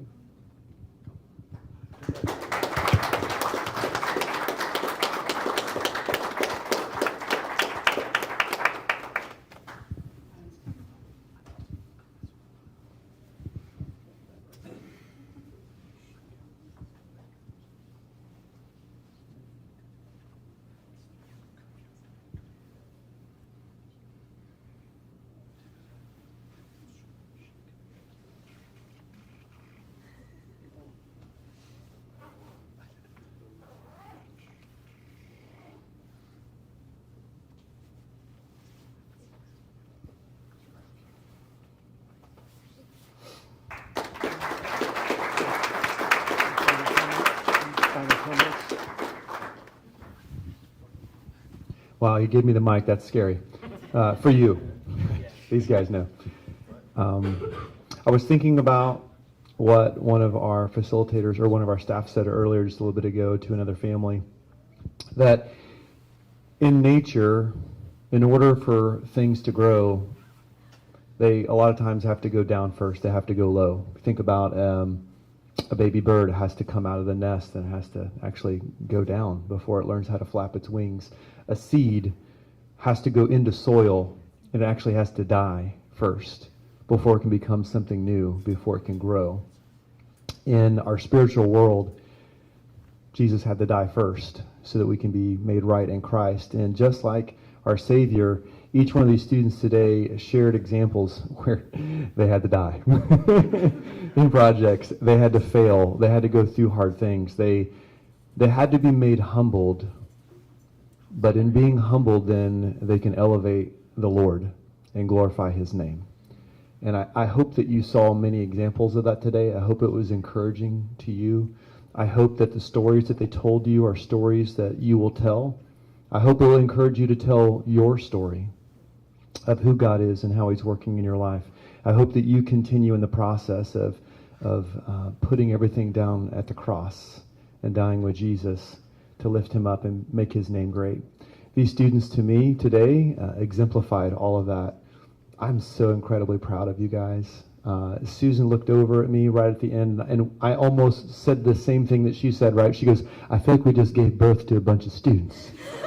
And I was like, that's exactly my sentiment. Like they went from like these infant babies to like grown-ups like overnight, it seems like. So just so proud of you all. I could just go on and on, but I won't. So brings me to tears. Okay, we have someone praying for lunch today, so I'm going to let you. Who's doing that? I'm going to let them close out. Shiloh. Can we say something first before? Sure.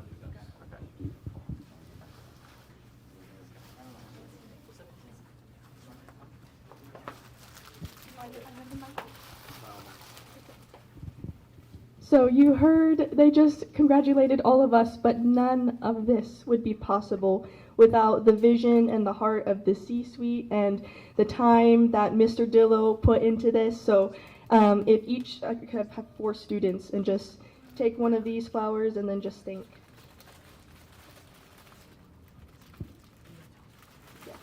Sorry, we were going to do this during break and like make this all official and everything, and then you took the break away from us, so. Okay, who's good? Okay. Well, so first we will, I'll give this bouquet to Mr. Wheeler as a thank you again for all that you've done into pouring into us and over the last couple of years. And I mean, I know we've all said this, but genuinely, we cannot express enough how much it's meant for this journey. Thank you. Thanks, Shiloh. Appreciate it.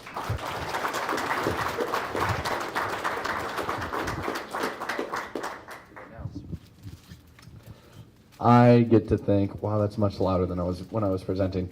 I get to thank Susan.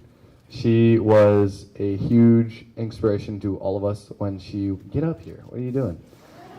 Yeah, I ain't gonna let you stand over there. Yeah, she was a huge inspiration to all of us when she was teaching. She would always ask amazing questions. She would lead us through some of the most difficult times in our lives. And she was always so observant when we were struggling. She was always a helping hand when we needed it, and she always walked us through when we were struggling. So, thank you.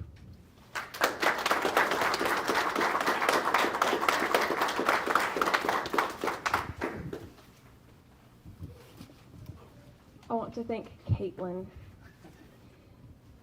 You have been behind the scenes for a lot of things, making it work, and I can tell you that it would not be possible without her hard work and making sure that everything is run smoothly. A lot of these things are difficult, and she handles them with tact and grace. And so I wanted to thank you, and also just personally for me, how you have helped me with all of my project management. So thank you so much.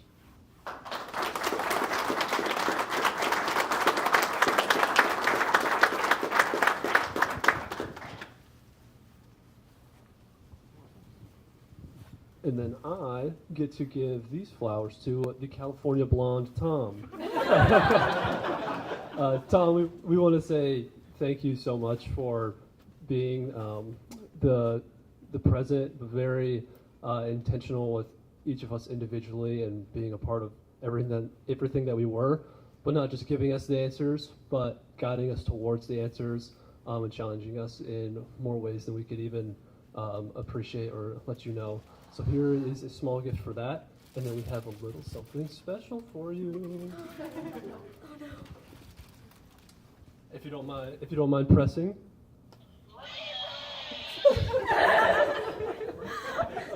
We had a little thing in our class where the button, it's all of us shouting rephrase.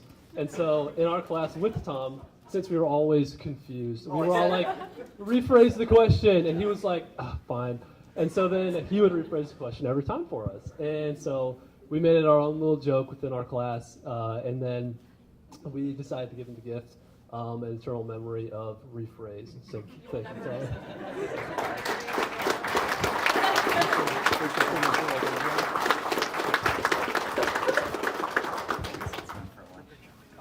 Why don't you guys come on up here for not prayer, but for a picture real quick, and then we'll have Langdon pray us into lunch. While they're coming up here, also just wanted to say real quick that these students being our first OG group going through the entire new program, we're moving into a new space soon. It's 4 times the size of this, and it has an entire ecosystem built into it of nonprofit and for-profit entities that will be hanging out with us. It's a co-working space in essence. And these students are going to have lifetime memberships to that space. Pictures. Students first. Everybody. Tom, get out.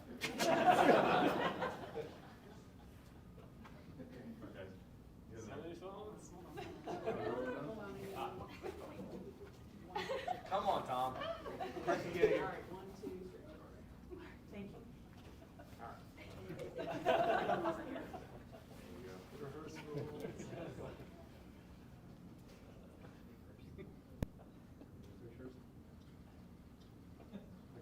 There's something wrong.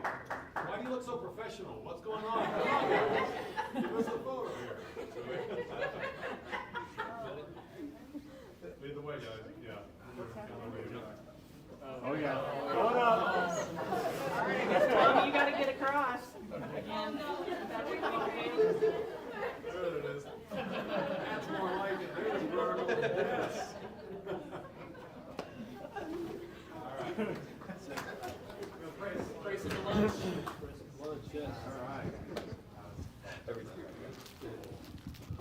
All right, bow your heads with me.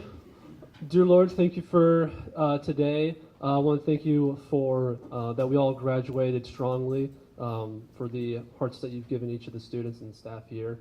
Also for the space that you have allowed Vertical and the passion that you've given Brian for this. I want to also pray for each of the individuals here that traveled, for those that don't know everybody, but thank you for bringing all these people together to come support the vision and mission that you have here in each of the students. I want to bless our lunch as we move there, and then also bless the climbers and the facilitators when they come after us. In your name I pray, amen. All right, you are dismissed to lunch. Wait. Thank you. Okay, one more thing. The video I do have and is up in the lunchroom, so go get lunch and then we can watch my video that has Langdon peeking out whipped cream. Cool.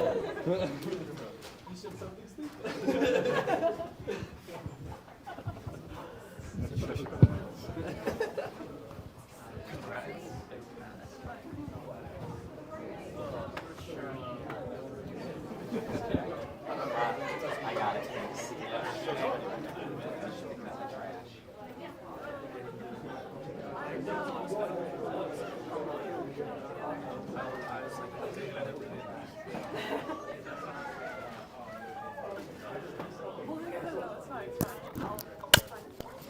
If you're on the live stream, we're going to turn it off and turn it back on. I got to fix some technical issues.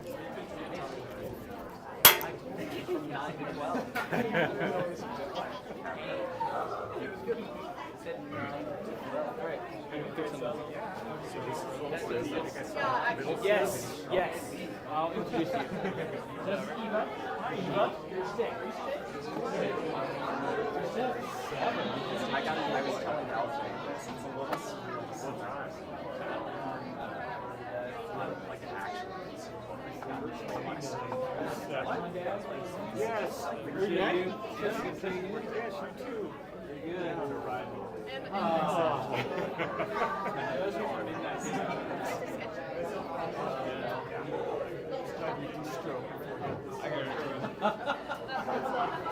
I can't do it on this one. What was it? Did you figure out? It was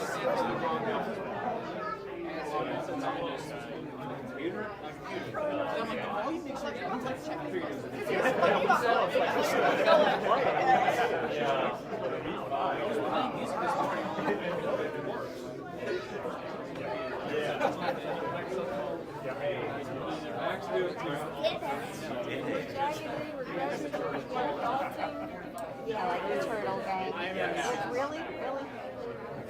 Well, we didn't get the gang from just the turtle to talk about. Oh, okay. We did have a gun on it at first, but we decided to take that out. Very fun. I like it. It's too late now.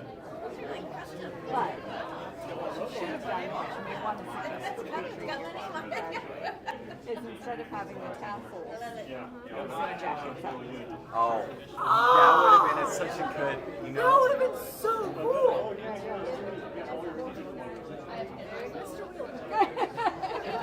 He's there talking like that. So that's a suggestion. That is Yes. so smart. Yeah. That would have been such a cool one. I mean, the bow was nice. Yeah, it would have been. Yeah. No, back, but it's much better. Yeah.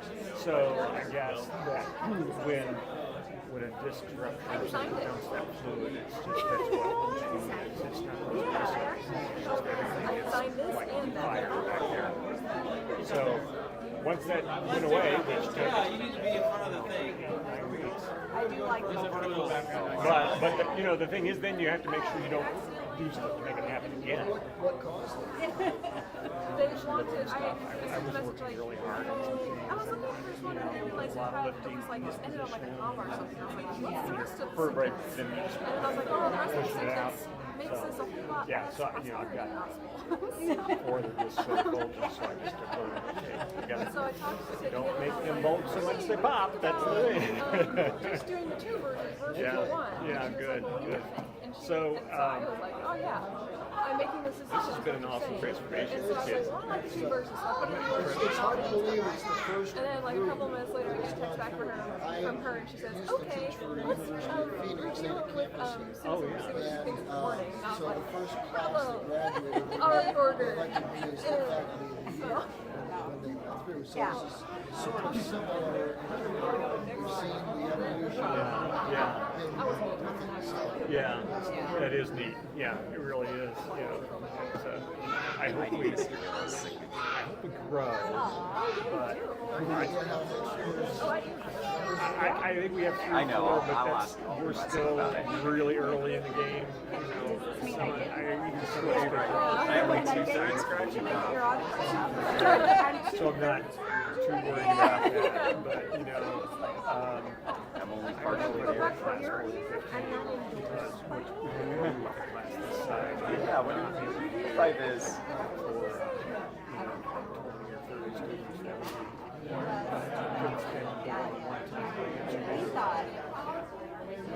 Sounds like you spent an awful lot of work at one time. I try to. I really do. Because I just think that's the important. You know, there's just a stage in life where big questions are trying to be figured out. I was like, yeah, the graduation event is happening first. I enjoy it. Because everybody calls the whole thing It's a pleasure. I am so sorry.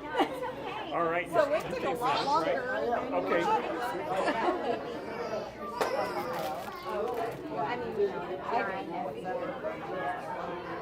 well, yeah, commencement, yeah, but that's well, but yeah. Valedictorians, deans, all that stuff. So,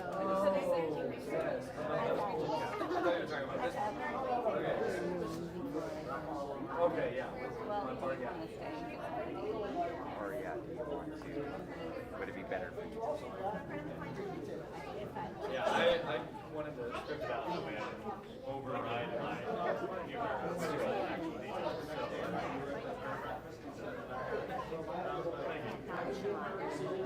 thank you for coming.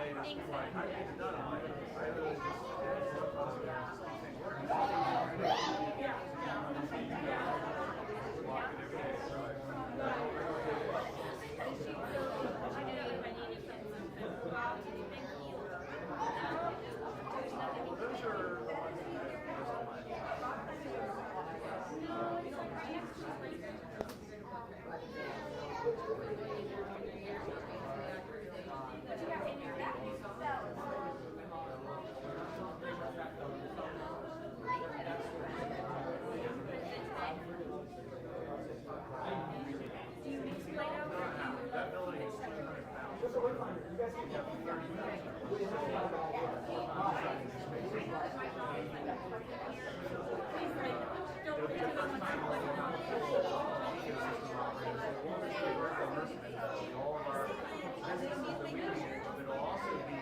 bunch of other nonprofits and kingdom-focused businesses in there with us.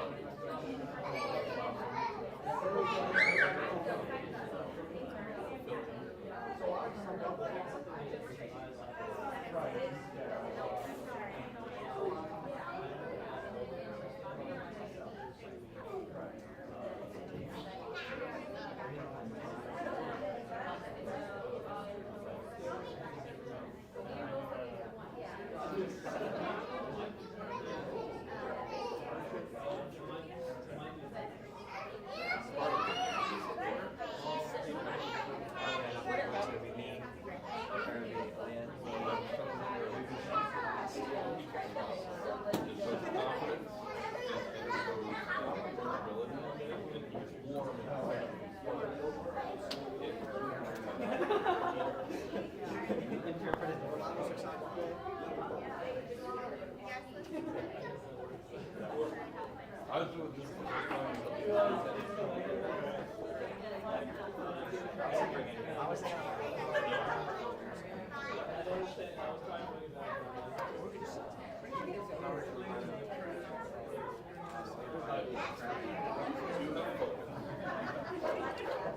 mean, honestly, I hear just all the way.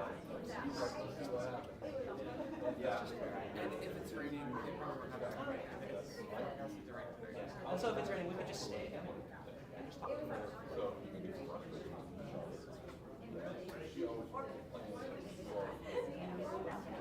I texted them and he said, no, they were using it. Was it? Yeah. Was it? Is it? Yes, it's left and right. Oh. It's up and down. It's up and down. Because it's hard. Oh no, that's gonna mess with my brain. Oh no. At least it's okay. Okay, hopefully I'll just have to just use spacebar and that's it. Because I don't have to go back and forth to my presentation. At least I shouldn't.